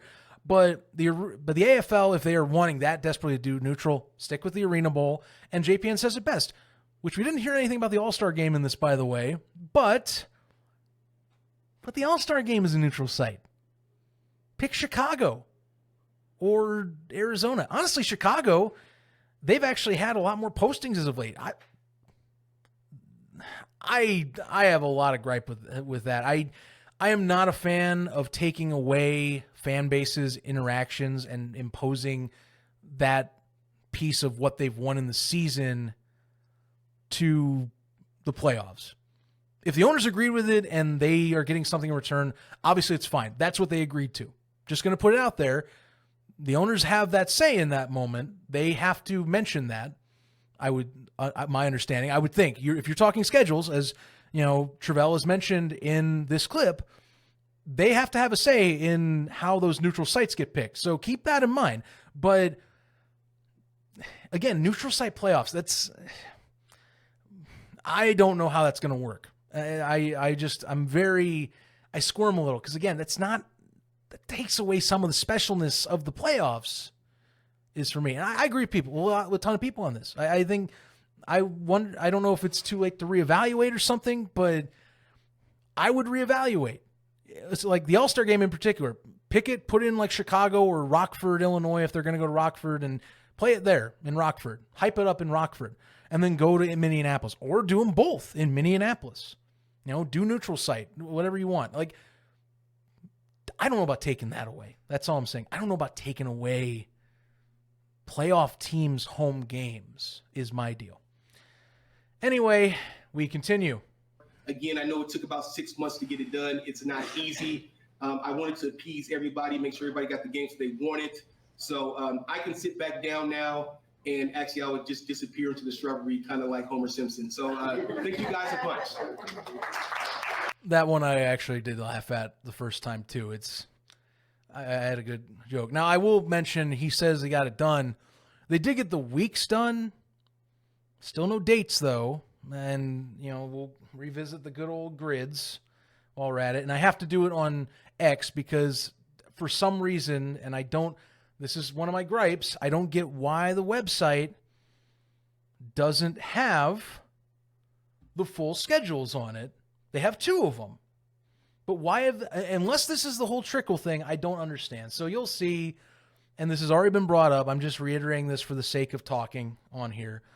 Yes, the schedules have the weeks.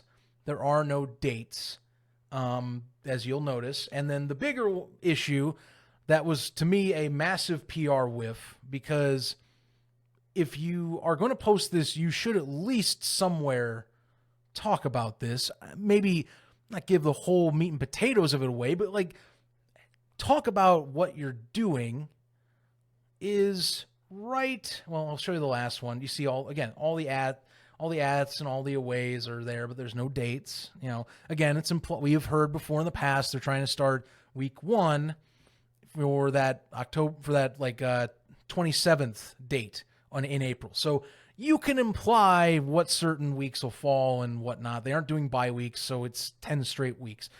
But here's the one that really everyone lost their mind on. Look at Philadelphia. This is where I wish they would have said something here. You know, again, we can talk about not having the dates up. That's fine. They got at least the main schedule there. People have had their gripes about that. All the teams at least have home and aways. But this is something I don't know how they went in and didn't have a reason for Philadelphia not having the home dates. Now, there's been a lot of talk. You've had people discuss their travel team. There have been on fan groups stating that they are going to be they're looking at arenas. I don't even know in particular which specifically. But what I can say is that something needs to be mentioned about a schedule not having home games on it, is all I'm going to tell you. Because you should be able to tell people, hey, we're currently working on this. And there are options in the Philadelphia area. I mean, you've had people that they want to play in Allentown. There's some folks in the Soul groups or one of the Soul fan groups, they're like, they go play in Allentown. One mentioned they go play in Trenton. You know, I've heard there's been a few people saying they're still talking to Wells Fargo, even though Wells Fargo has been on a post saying they haven't had any discussions. I don't know. But you should at least have some status of what is going on with Philadelphia, because letting it sit here and have people say instantly, oh my God, it's a travel team. Let's reiterate something. Travel teams are not looked very well in this sport. They don't have a good reputation. Like at all. The travel teams in any indoor league, not good look. It usually doesn't end well, is what I'm trying to imply. So if you have some sort of plan, and if you are trying to say the intent that you are doing this, shouldn't you as a league, or even now on credit, Philadelphia did reply to a fan saying that the travel team thing's not true. Okay, can you at least put out something more about it than replying to a fan? Like, me as a super fan of this stuff, yeah, I can go dig it all day. Like, I don't have a problem digging up these replies and finding this stuff, because I enjoy this stuff. But you shouldn't be having to go into replies and have someone go, oh yeah, that reconfirms it. Like, no, like put something out after the schedules if you're Philadelphia, or if you're especially the league, and say something about it. Don't let it sit there. That's not good PR. That's not good public relations work, is what I am trying to imply. Like, you don't just let that stew. You should be able as a league to be quickly and effectively talking about what your plans are, or at least implying what those are. Like, even the XFL with the whole Cashman situation, they at least admitted they were still looking. And I know that got stupid a little bit towards the end, but at least they let people know when the stadiums were announced that they were still working on a venue. This has been nothing. Like, you can't just let that stew like that. And yet, delicious stew. It is wintertime in some of these areas. But you can't just sit there and do nothing. You have to tell people what you are doing somewhat. You can't give the whole thing away. You can't do it that way all the time.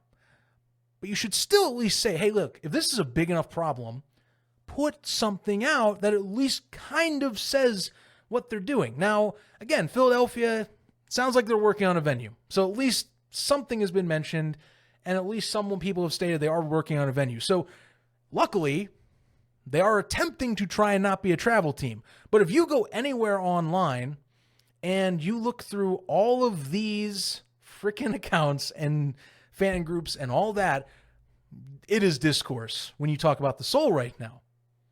That is unacceptable to me. I cannot believe, and again, I hate I've been so negative, but you can see where like some of this press conference, it is hard to defend some things. Like, and again, so this came out after the fact, okay? Like the schedules came out after the presser. I get it, but come on, dude. Put out at least a statement. Put out at least something reaffirming Philadelphia. And you can tell, like in the chat, as soon as Justin drops the Dayton Wolfpack, that's it. The exact response is the laugh from Sopaw. Because travel teams don't look good in arena. Now, I did have someone actually bring up an interesting point, which I thought about a minute. And someone said, oh, USFL. Well, it's like USFL teams that aren't in arenas. And I'm like, I mean, yeah. If we want to go there, if that's really what we want to do, okay. But even then, I can counterpoint by saying travel teams, at least the hub teams have a home base. Yes, it's not their home per se, but at least they go to a base camp. Travel teams don't have really a base camp. Yeah, they do it for practices, but they always go elsewhere. It's not like you're playing at the same place you practice. But again, if the league and the team itself have mentioned that they are not trying to be a travel team, put something more substantial out to reiterate that you were trying not to be a travel team. That's the end point. That's a whole can of worms. And again, that is a huge miss. And it could have been mentioned here. It could have been mentioned online, and they did nothing except a reply. And you have to hunt for that reply, not to mention that, as I think someone mentioned or put in the chat here, one of the accounts the AFL's own account quote tweeted some Joe Schmo and said not true. That is a massive misstep as well. You shouldn't use professional social media accounts to say not true or try and be some sly guy like that. You know, your point is you should not do it like that. That's like if the NFL looked for my tweet and tried to diss me. Can you imagine if the NFL went and hunted down some random fan, or not hunted down, but saw a tweet slide by, like the admin saw a tweet slide by his freaking feed and went, you know what? I'm pissed. And they dropped some like some freaking like secondhand burn or some crap. That's not how you run a league account. So again, we can keep reiterating this. I beat it like a dead horse, this topic, because it has been that bad. So yeah, massive misstep. The Philadelphia thing, that absolutely deserves, unfortunately, the flack that it got, because you have to say something. It doesn't have to be everything, but you have to at least say something.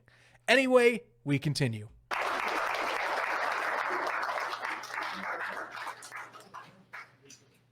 Thank you, Travelle. Well, hopefully you got all that information. But if you didn't, the person who can show you how to get it and to continue to get more information and continue to get more updates is no other than Mr. Brian Foote. All right, so to reiterate, Brian Foote is the CEO of Humble. This man is quite the interesting contractors and fans is the best way I can put it. And again, I will save a good chunk of my talk on Humble for my next video, because I've got a lot of research to do on Humble. So just bear with me. But this is a person you should probably lock in your memory banks, because Humble is very much a hand-in-hand agreement, to put it nicely, with the Arena Football League, or Arena Football USA now, as they're being called.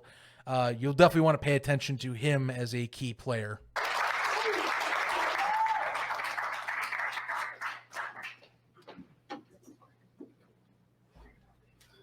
Hi, everyone. Nice to meet you. Looking forward to creating a great family here at the AFL. It's going to be a really fun multi-year, hopefully multi-decade run and multi-country run. So we can't wait to be a small but big part of that with all of you. Firstly, I'd like to thank Lee and Travelle. These guys are absolute forces of nature. They're winners. They're why we are all here, along with our love for the sport of football and, in our case, technology. So we're here to serve you guys as a league. The league has an equity stake in Humble, so our success is yours. And our goal is to build the most innovative technological experience for fans in the world. So I took Lee down to my segment today down at the New York Stock Exchange. Once or twice a month, we do the opening bell segment down there at the New York Stock Exchange. And it was really fun to contemplate with him how global this thing can get pretty quickly here. Our technologies reach across countries, they reach across age groups, they reach across genders. So for us, our goal is to create as much access as possible to the game, to lean into the USA Football partnership, to lean into the flag football coming online in 28, and to grow the game globally with all of you as ambassadors for something that's great for all age groups to share in, whether it's an affordable ticket price or youth getting involved in sport. That's just something we're really passionate about at Humble. So for us, the ability to marry sport, technology, and business together in the AFL is an incredible opportunity for us. We view it as a lifetime opportunity, and we're just really thankful to be able to do that with you. So in terms of what we'll be handling for the league, again, we brought online the website in the middle of this week. We somehow managed to push out the 2 mobile apps today and get through approval processes with Apple and Android, so that's great. And then our goal there is to bring in the partners, right? So we've got to bring in the betting and the fantasy and the streaming and just all the things that we need to do correctly with best of breed partners so that we essentially at Humble can be a platform for getting you to the service you want inside the applications of the league and ultimately as a fan. I will hit a pause here. So again, you heard that right. Equity stake. So they are invested. Again, I reiterate, Humble is, it's not just a tech partner. They are claiming and have stated that, and I'll have to find the write-up again, that they are very much hand in hand with whatever the AFL's business is trying to do. This is connected very deeply with each other. Again, they also are running the website and the tech. Some stuff that I, again, think they need to get some work on, because I'll give them a mulligan somewhat for the stream in terms of the whole like limiter thing. Somewhat, again, though, because they have built websites. It's not like they aren't capable of doing this, but that was a massive complaint. They have work to do on the website. That's in terms of like getting some links. Again, they don't have all the schedules. I just don't understand how that is hard to do. It's taking a photo, making on whatever editor you use for your website a post, and post it.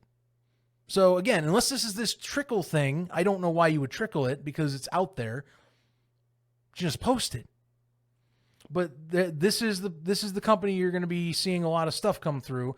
And you mentioned they're trying to deal with the betting and some of the other items they are doing. So again, Humble is not just some tech partner. They are like one of the big players in this whole thing, like hardcore. And as Justin has mentioned, you can see some of his comments here. The stock discussion on their stock price is not a good discussion. Again, you can look that up and find that. That is very public. And there are plenty of people that have an opinion on Brian Foote. You can go and find that right now too. I mean, it is well and available. There are ever since I have even brought up a tweet about the AFL in terms of my complaints, I've actually had like several Humble detractor accounts follow me and point out stuff about Humble that I'm like, I kind of knew about already, but thank you for reiterating this. Have fun looking up Humble. I have research to do. I'm just saying, Humble is a very interesting company, and they are very tied into this whole thing. So yeah, look at your leisure. Anyway, we continue.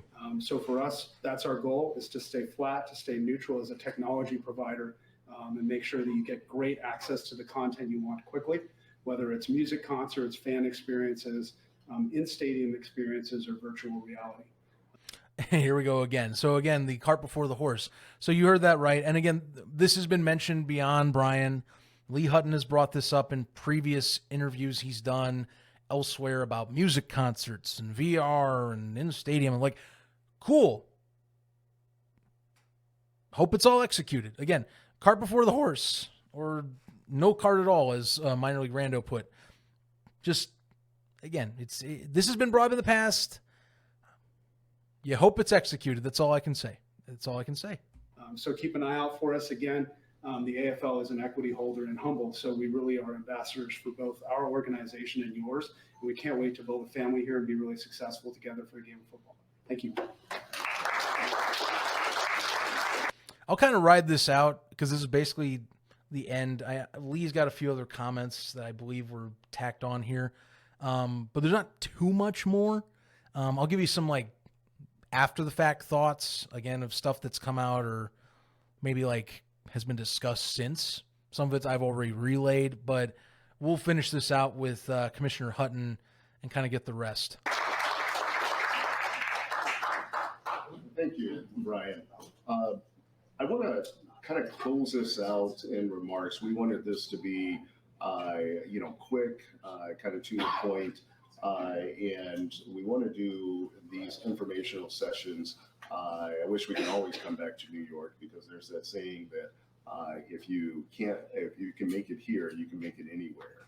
And that's why it was important for us to do something in this particular state, because I think it's very proud when you walk down Times Square and you see presence of arena football, where everybody's logo who is right there represents something that is really inexplicable, to be honest with you, because Inexplicable. I want to crack a joke, but I don't want to be sounding like I'm beating anything into the ground. You know how I feel about certain things that are inexplicable right now for PR and social media. The word's interesting to use right there, but continue. there's a lot of tears. There's a lot of, what if I don't do it? What if I can't do it? What if I'm not successful? And I can guarantee you that each and every owner always found their motivation in their fans, even before they knew who you are. And, if I can pick on Tennessee, I think you guys heard the story. There was just so much care and so much thoughtfulness, so much back and forth of trying to bring something that community has always loved and enjoyed. And they had options of calling it something else. And there's been many names that was thrown out, very good names. But it really went back to the identity of that community and weaving a fabric for that community. And that's what teamwork is all about. And I think every story or every team has its own little story. I've been to pretty much most of the locations, and there's these fond memories that I have. One of the first is just going to Billings, Montana. I've never ever been before, and everybody opened with just kind arms, but most importantly, excitement. And when I was talking, as I'm talking to you guys today, about why we would have presence in Billings, Montana, because that was a question that just, why here? Why anywhere else? I will say, and I wanted to pause here because that has been a discussion among a lot of fans. Now, credit, the CIF teams are the ones that get a lot of this flack because you see so many. Because first off, it's because you have 3 teams in in Kansas alone.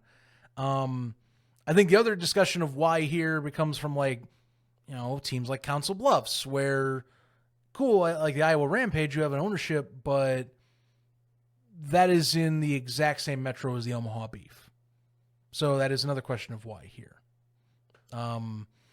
Billings, I had some people knock it. I'm like, I disagree. I think I thought that was one of the more stable ownership groups in the CIF, and was one of the first to jump on this opportunity. So I think the Outlaws should be, I think they are a fine organization. I think they're one of the best ones in the AFL right now. Sadly, Rip Gillette, as guys have pointed out. Beyond that, I mean, like I said, there's good organizations here, but I think like some of those questions, especially when you have, again, you announce 16 teams in the summer, and then you start adding other teams like, again, Southwest Kansas, Rapid City, Wichita, and Salina. Salina's a good organization as well. They've been around the block, and I give the benefit of the doubt to these organizations as well that are joining as well. I'm just saying that's where a lot of this stems from. So, yeah, I mean, that discourse came about because you saw a lot of these changes come and go really quick, is all. Anyway, let's continue. And I'm looking at the community of support, and I'm looking at the owner and the coaches group, because you guys deserve it. You guys have earned it, you know. And then you go to West Texas, and you go to all these little places. I went to Orlando, and people are begging, desiring, wanting what we are going to bring. And as we sit here today, I always tell people, whatever I know today, I'm going to give you that information. I'm going to give you that knowledge. So other leagues, I'm going to give you, call me. I'll give you my knowledge. Because a year from now today, we're not going to be standing in the same place. We're going to be 10 miles ahead. Because every day, we're going to figure out how we can always do something better. This is not going to be a league where we want one team to constantly winning. I want teams to be competitive. You're going to see people, and our teams have already started, and they're not just drafting anybody on their team. We have former NFL players. We have people with NFL talent that can go back up. We have people who have knowledge of the game. We have people who, when you start seeing these rosters, I think I went to Rapid City, and the guy who shook my hand was from University of Alabama. And he was very proudly boasting his championship ring under Nick Saban. This is the type of talent that we're going to have on the field. Now, I will pause this here because one thing I do want to make crystal clear, and Justin can attest to this as well, and others that have been following these signings, is I can't disagree with the signings they've made. There's actually been a lot of teams that have made some pretty good signings, is all. That I will say, they have started, as of the last few weeks, I've been seeing some more guys coming in that I'm like, okay, this is not bad talent.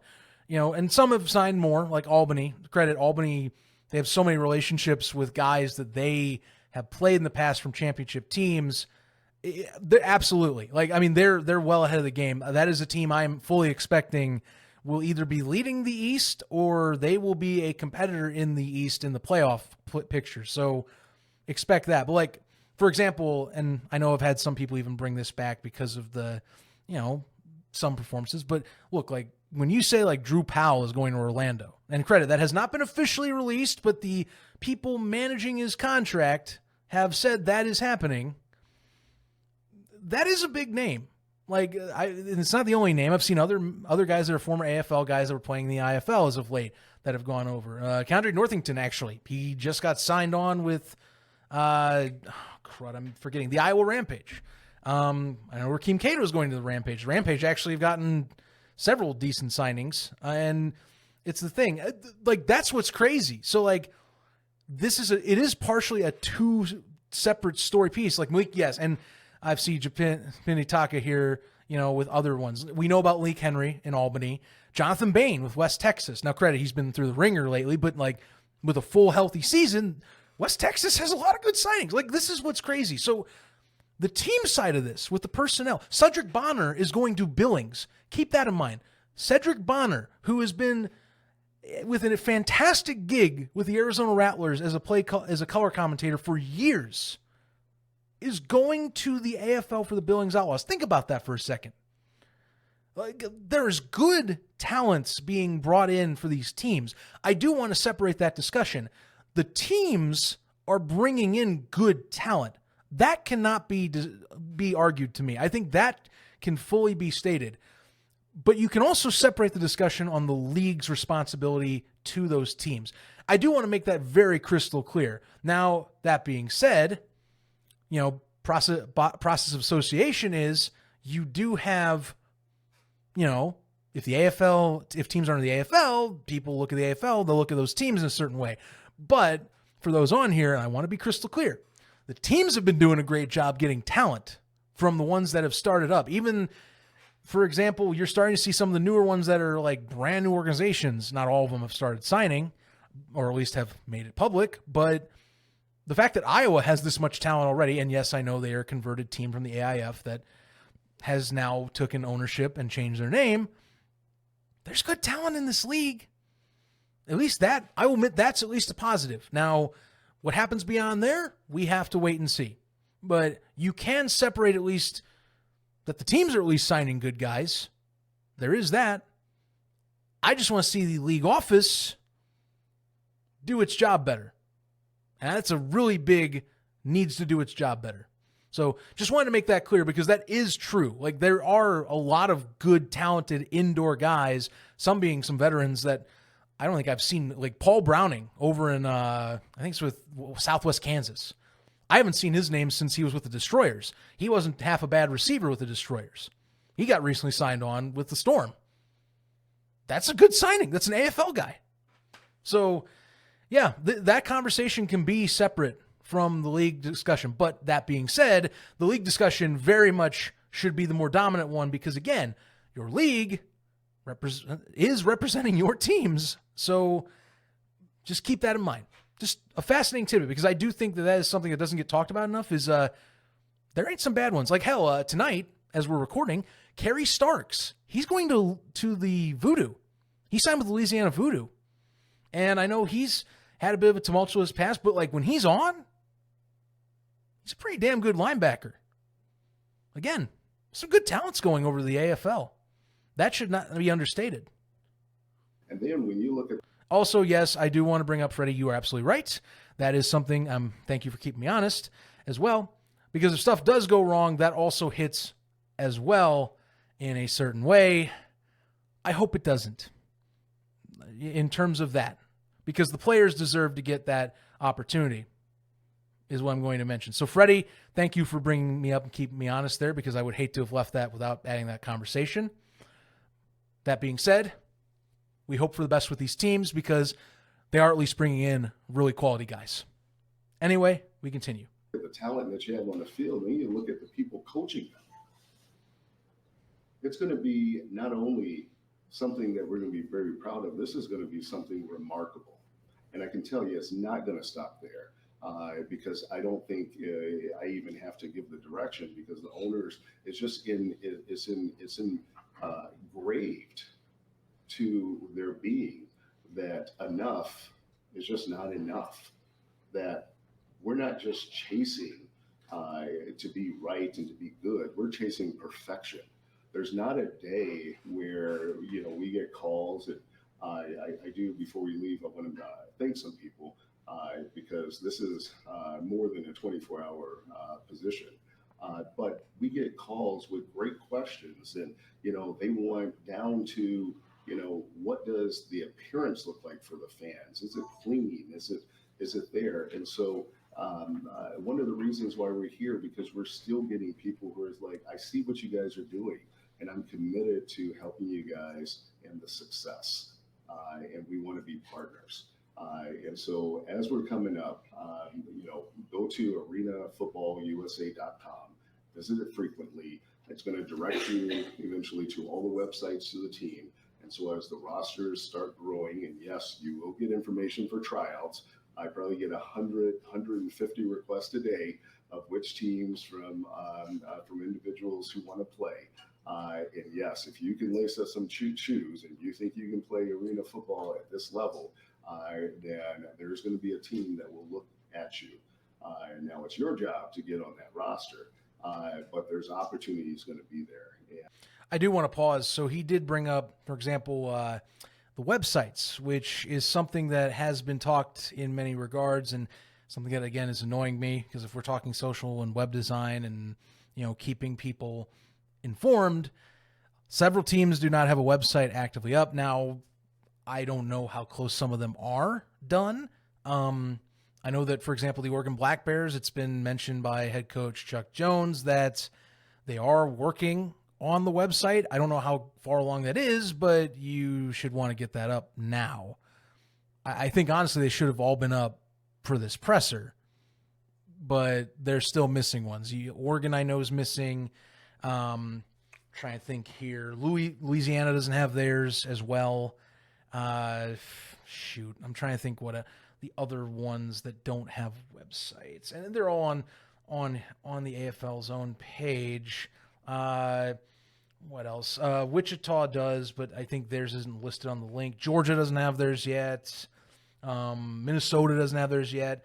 Otherwise, there's ones that they're still working on, but they've at least made a homepage. So, like, Nashville has one, but it doesn't really do anything. Philadelphia has one, but there's no options to click. And for those ones that at least have a front page, I'll give them a pass. Like, at least they have something up that people can click on. You at least are starting some SEO and some search results from that. But some of these, I'm like, guys, you got to get this done. And they probably, I would imagine they know that. I will give them the benefit of the doubt that they know that. But I don't know. The sooner the better is my point.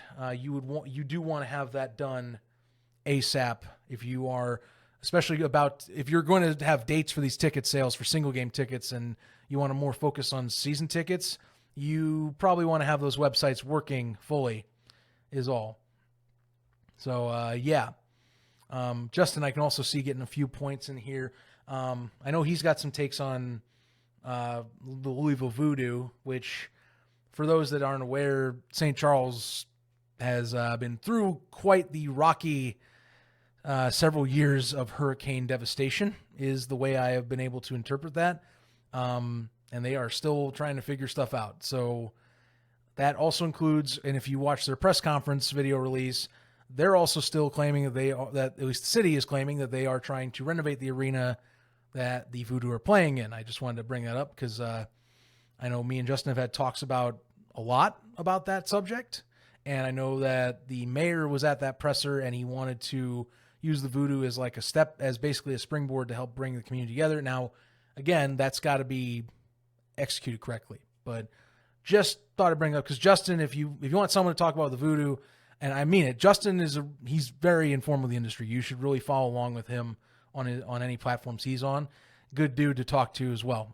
Definitely one of my better friends in the indoor and arena scene. So just thought I'd put that out there because he did mention that in the comments, and that is a thing that is going on right now.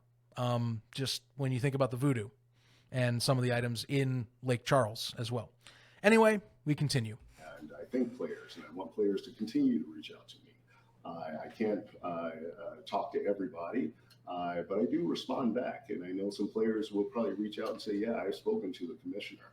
And again, the reason why I try to do that, because this is not about us here. Travelle and myself and our partners, we're just facilitating this great game for the fans. And again, this is all about the fans. And I'm not going to let anybody disturb that ever as I sit and stand in this position. So without anything further, I do want to thank one of my colleagues, Matt Hines, who's a young kid who's kind of opened up my day. He has started out as kind of my assistant, and we brought him up to be a deputy commissioner. He just kind of took this role and just did an excellent job. And quite frankly, what we're going to do is appoint the deputy commissioners to each of the 4 divisions that will report to me, so we can make sure that the information and content always comes up, and that you always have a presence at the league office, at the games, at certain areas. And I'm going to make it a pact to make sure I go to every game all the time. So I want the certain fans in certain areas to always not just be able to see my face, but actually able to shake my hand, because because I think the difference in today's game, and I come from Minnesota, and if you ever saw the documentary of the St. Paul Saints, they did something remarkable with their fan engagement, where fans were able to come on the field and shake the player's hand, and they had a pig that would enjoy the company of the fans that were there. We want to be that type of league. And so the best way I can describe it, we want to be competitive, we want to be focused, we want to be professional, just like the NFL run. All right. Well, as we've stated on this broadcast, yeah, work to be done. That is all I'm going to say. I'm not going to reiterate again because you know what's been mentioned here already if you've watched this whole thing so far. You got some stuff to button up if you're talking professional, is all I'm going to mention, at least for what we've seen online. So we continue. But we want a lot of college game day, okay? We want a lot of fun. We want a lot of tailgating. We want a lot of that Nashville brisket everywhere. So with that being said, thank you, Matt. I also thank Travelle Games, Brian Foote and his staff for their tireless and often good support in what we do. All the owners, which I won't name specifically, but they have been honestly, I think, more remarkable than what we can say, because this is something that really is historical. I don't think it has hit us, but when we look back 20 years from now, I think we're going to start to see that, you know, we did something really, really good here. But we're only going to stop for a second because we're going to continue to do something great moving forward. You know, there's Coach Siegfried, I got to pick on you just a little bit. You know, he's been remarkable, probably one of the first people that I met along this journey. He has a way of just having a calm way of answering a question without answering the question. So those that know him know what I'm talking about. And he's been just extremely helpful and with his experience. And now that he's here with us, it's just going to be extremely beneficial. Now, with all that said, there are so many people to thank. But one of the visions yes. This, I want us to go out here and build content. So everybody in this room, if you have friends, tell them. Okay, but like, again, I heard this earlier, but every time I hear that, I go,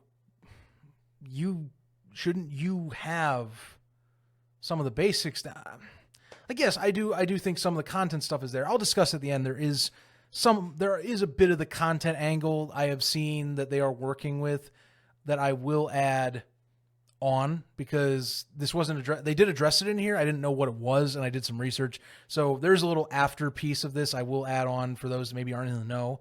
But like, come on, man. Like, that's where you get yourself into trouble. It's like the content. Well, hey, where's the content? And again, I know you can easily point, well, yes, it's only been, you know, as I'm doing this today, it's only been 10 days. Like, yes, that's fine. But I mean, the basic social items, that's where I keep diving back in to that conversation, you know? And they're going to keep hitting that. You would hope there's a social plan that is more concrete is all I'm going to put. But you hear this stuff and I get why people get frustrated is what I wanted to say. I get why people get frustrated at that. Anyway, there isn't too much left. He's doing thanks. I will cut it off at some point here very soon because I do want to touch on another point that the league that he made in there that I didn't stop for. So let's finish this up. I'm going to go look at our billboard.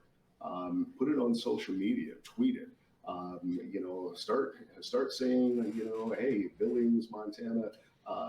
You know, they're not going to be number one. This team is going to be number one, and we'll put it to the test come April. And let's do it. Let's continue. I said this when we started, is that once we get going, and April 2024 will be our mark, we're never going to stop talking. We're never going to shut up. We are going to continue going, and we're going to continue growing.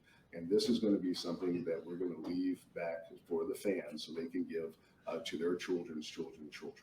We are here and we're not going anywhere. So again, continue to visit our website. Tell people to start looking out for tickets, buy merchandise that's going to come out. And merchandise is not just going to be the long shirt that you can, buy. This is going to be stuff that you actually want to be seen walking around. Okay, it's going to be different, and because it's going to be different, which means that we included everybody. So thank you very much, and I look forward to seeing you guys at the happy hour. All righty, that's about gonna do it. He goes off for a few minutes, and they kind of leave the audio on. You see some of the social guys clean up, the camera guy clean up a bit of the items, and they shut the camera off. Okay, fine. All right. I see you guys in the chat. I'll skip ahead, or I'll let this play out, and we'll watch the camera guy shut the camera off. Hang on. I'll let it happen. I mean, the camera guy's been going strong so far. We might as well let him do his thing. Let's get us out of here. Hey, there we go. The magic moment has happened. we have reached it. But yeah, there's all my thoughts on the presser.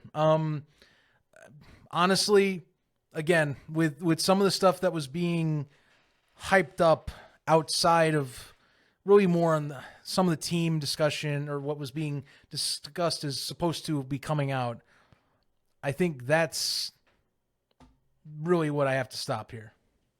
So, yeah, that presser could have gone better. That is what I want to reiterate. There is items they missed on that did not get addressed properly, even outside this press conference.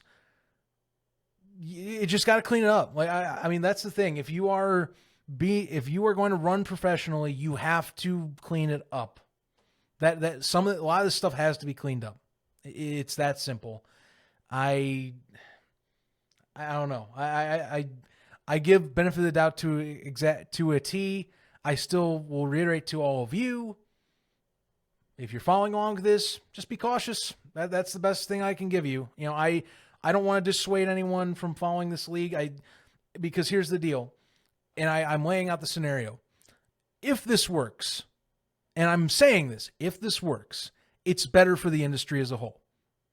I mean that. If it does work out, if this fully works, that is good for the industry. Like better pay for players, pushing for better items for players to get exposure. If all they're saying is true, I want to make sure this is on this video. That is better for the industry and should push competition to be better. So that is what I want to say. However, if you are going to be doing this, you have to do this right. Much like Todd Tryon said on Arena Football Statement in his one-on-one interview with Ducon Williams. Say what you're going to do. And I agree with that statement. I do. I think people should want to expect that. You should be able to execute what you are saying. And I think, I'm with people.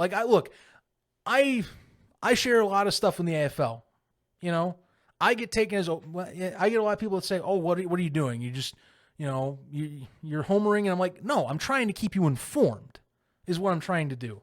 I want people to know what's going on is how this works. When I say on chat rooms that not saying anything is a bad thing, it's because it is. If you just clam up and do nothing and you let a fire burn in a church and you just turn your head and walk away, are you helping the situation?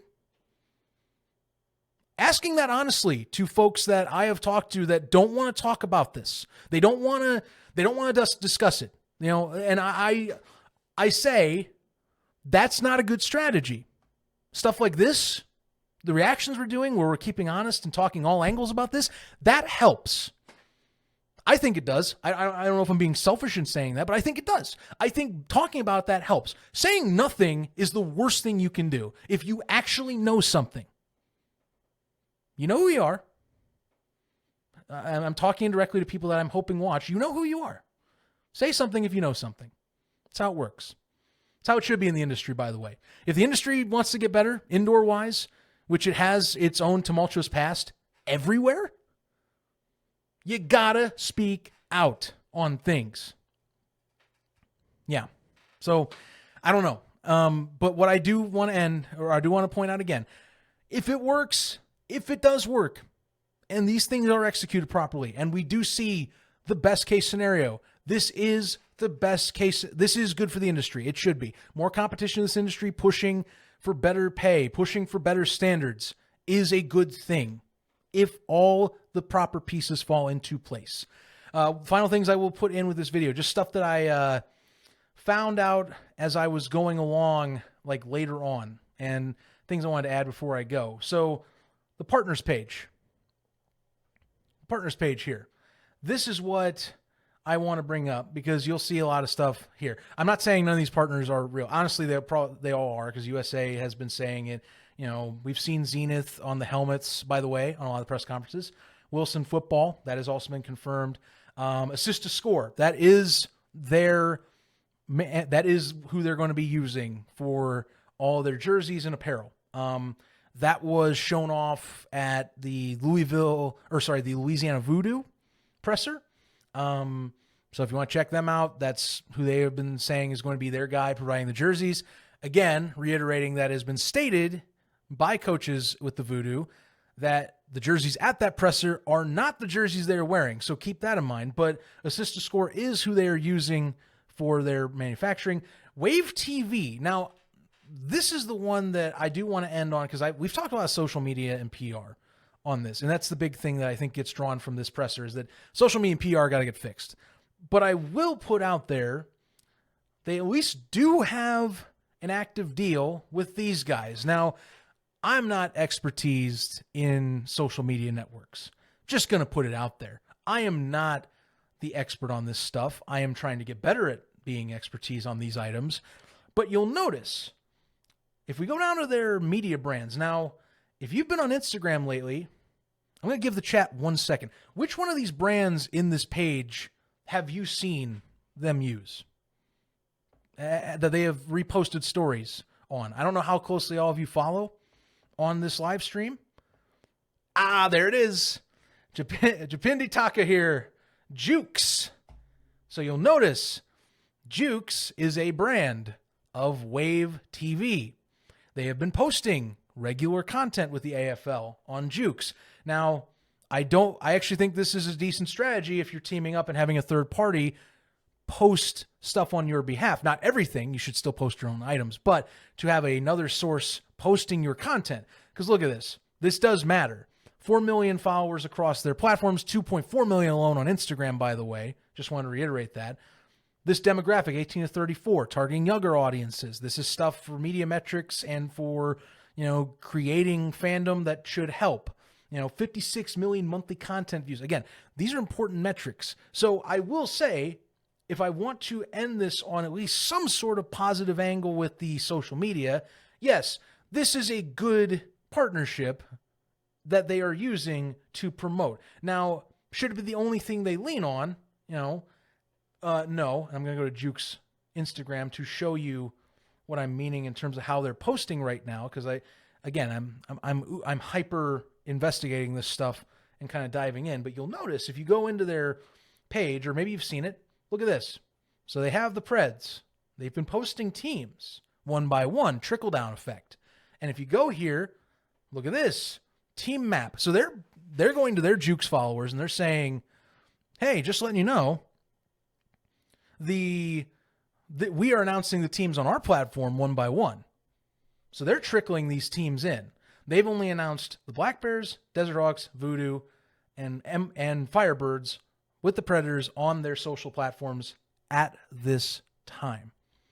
And keep in mind, they're trying to keep the interest consistently going. That's what they're doing. They're feeding you. I think my friend Scott Burke said it best. They're feeding like almost like feeding a hamster, like that droplet of water type of contraption. Drip effect in that sense on Juke. So I will give them that. At least they do have that. That is a big platform following they can use. That being said, I am not going to excuse not posting content normally or getting all of your stuff in order in terms of what your name of your league is on your socials, or getting everything looking the same across the board on your 3 socials so far. Should be 4. Again, TikTok is a mainstay standard. They don't have a TikTok page that I can tell. So they should have 4. Yeah. Just wanting to lay it out there is all. But I will say that is about all I've got. I will ask, Justin does have something here, so I'm curious. So Justin here says, so the voodoo, you want some info? He's been trying to contact some people and get info on the voodoo setup. So here's what we got. So Justin says the GM comes from the Crescent City Kings, a semi-pro team in New Orleans, which some of these teams have been sent from semi-pro. If I'm going to circle one on the screen, or you can point one out, yes, the Washington Wolfpack do have origins there. Originally, when the Black Bears were supposed to be in California, there were talks that it was going to be from a semi-pro team out there. So yeah, just I guess a little info on the GM if you want it. But yeah, just look, my final message to you is this. I will zoom in on me here, and I will look at the camera like I am doing a fireside chat. I'm good old FDR of the AFL. You can quote tweet me on that or something. I don't know. FDR of the AFL, FDR of Arena. I don't know. I'm the FDR of Arena football. There we go. That way it's not just AFL. I'm going to tell you this. If you want to keep following the league itself, I think you should. If you want to talk about this league, I don't mind what side you're on this discussion. You should. It's that simple. But we shouldn't ignore items that are concerning. That is what has been more coming to light. And I will admit, there have been 1 or 2 times where, like in the past, I'll get rose-tinted glasses and I'll ride along with leagues that I enjoy. But the years have gone by for me since I've been doing podcasting. I've been doing podcasts on arena football and outdoor and alternative football for pushing now going on year 5 next year in some form. Not that Gridiron Gallery exists anymore. I'm just telling you I've in some form been trying to cover this stuff. And that's one thing you learn as you do this. You cannot look at this complete rose-tinted glasses. You have to look at everything and take what you find.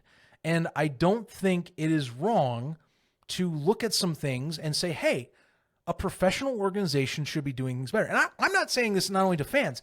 I'm saying this to the coaches as well, or the owners of these teams that do chime in. And I have seen this where I've seen a few people. It's like, you're just a hater. And there have been some people, I'll admit, that have, not all, but there have been some folks that have gone overboard in some of the stuff, because it's not all bad. Like the teams that have been constructing rosters, I do hold that. There are good roster constructions right now out of the AFL teams. Got to put that out there. But teams should look at how the office is operating some of its practices with its PR and its social media. And those teams, I hope, are asking questions and going, hey, why is this not being executed like this? Why are we not seeing a more tightly run operation in terms of how we present ourselves to the public? There's some good social media teams on some of these arena teams. For example, and of course, just because of the fandom in here, Albany, in terms of theirs, like that's one thing under Mike Quarter's ownership they have done an amazing job with. They promote well. Like social media wise, that is one of the best socially up-to-date arena football teams that you will see. Iowa, actually, as one that's kind of come out of the fray, and credit, they were an AIF team converted to an AFL team. They're one of the best social media in terms of like promoting with video content, with showing off with graphics. Like, why can't your league office do that?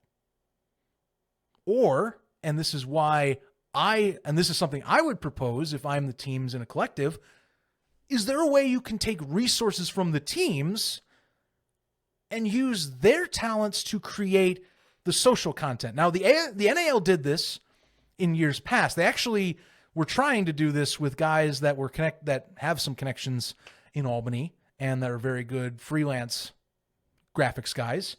And it was kind of working. Like they did some stuff. They actually were getting better at it until things fell apart. And now they're in new ownership. So now you're seeing some changes of hands, as we talked about in Silliest to Seasons Part 2. But for this, like, you have several teams that have good social practices and good PR practices. Why not use those resources? If you are really struggling in that regard, like if that's your main thing is you just can't find people to do this, or you for some reason want to save on certain resources, is it hard? I don't know how hard it is, but I would think there is a path where you can talk to some of the socially, I would think, above grade teams like in Albany, like in Iowa. And if I'm looking at this, really, honestly, it's really just those two. I mean, Washington kind of has some, Oregon, weird posts, but like, look at those teams, you know, or talk to their directors. Like, see if you can use resources. I don't know if that's a thing to do, but there are teams that are doing this stuff well. You just need to get it together at the top where that entity, that logo, that AFL logo is representing you. That's it. That is the deal. It is representing you. Thanks again for watching, and if you're interested in any of my live streams, I know I'm not as consistent on Twitch, but you can check me out at twitch.tv/PainTrain79. Same logo, same look, same color design. It's me. If you find that same icon that's used for my own YouTube channel, it's the Twitch one. Also, by the way, as I mentioned at the beginning, some extra context. If you are looking for more resources in terms of filling in the gaps, I would highly recommend Sam Shady's very own interview with Travelle Gaines on the Shady Sports Network. You're going to see that on screen right now, and I'm going to have the link in the description for that video because it does fill in several of the gaps that were missing from the press conference, but it also, I will say as a quick nod, makes me question why several pieces of this interview did not have content go into the press conference. You'll notice that there's a lot of stuff that Travelle says that I'm shocked didn't get used in his own notes that would have saved a ton of headache for the AFL if they would have used it on their biggest stage in their biggest moment. I digress, but if you want to keep up with the AFL, heavily recommend you check out that interview. Again, link in the description. It is a good interview, tons of little nuggets in there and stuff that will help catch you up with what the AFL is currently, as they say, working on. But until next time, thanks as always for tuning in. Subscribe if you like these videos. You know, let me know what you think about the AFL again. I really am curious. And until the next one, stick around. Should be Silliest to Seasons Part 3 for the next video, where we do indeed dive headfirst into the AFL 3.0 discussion with much more detail.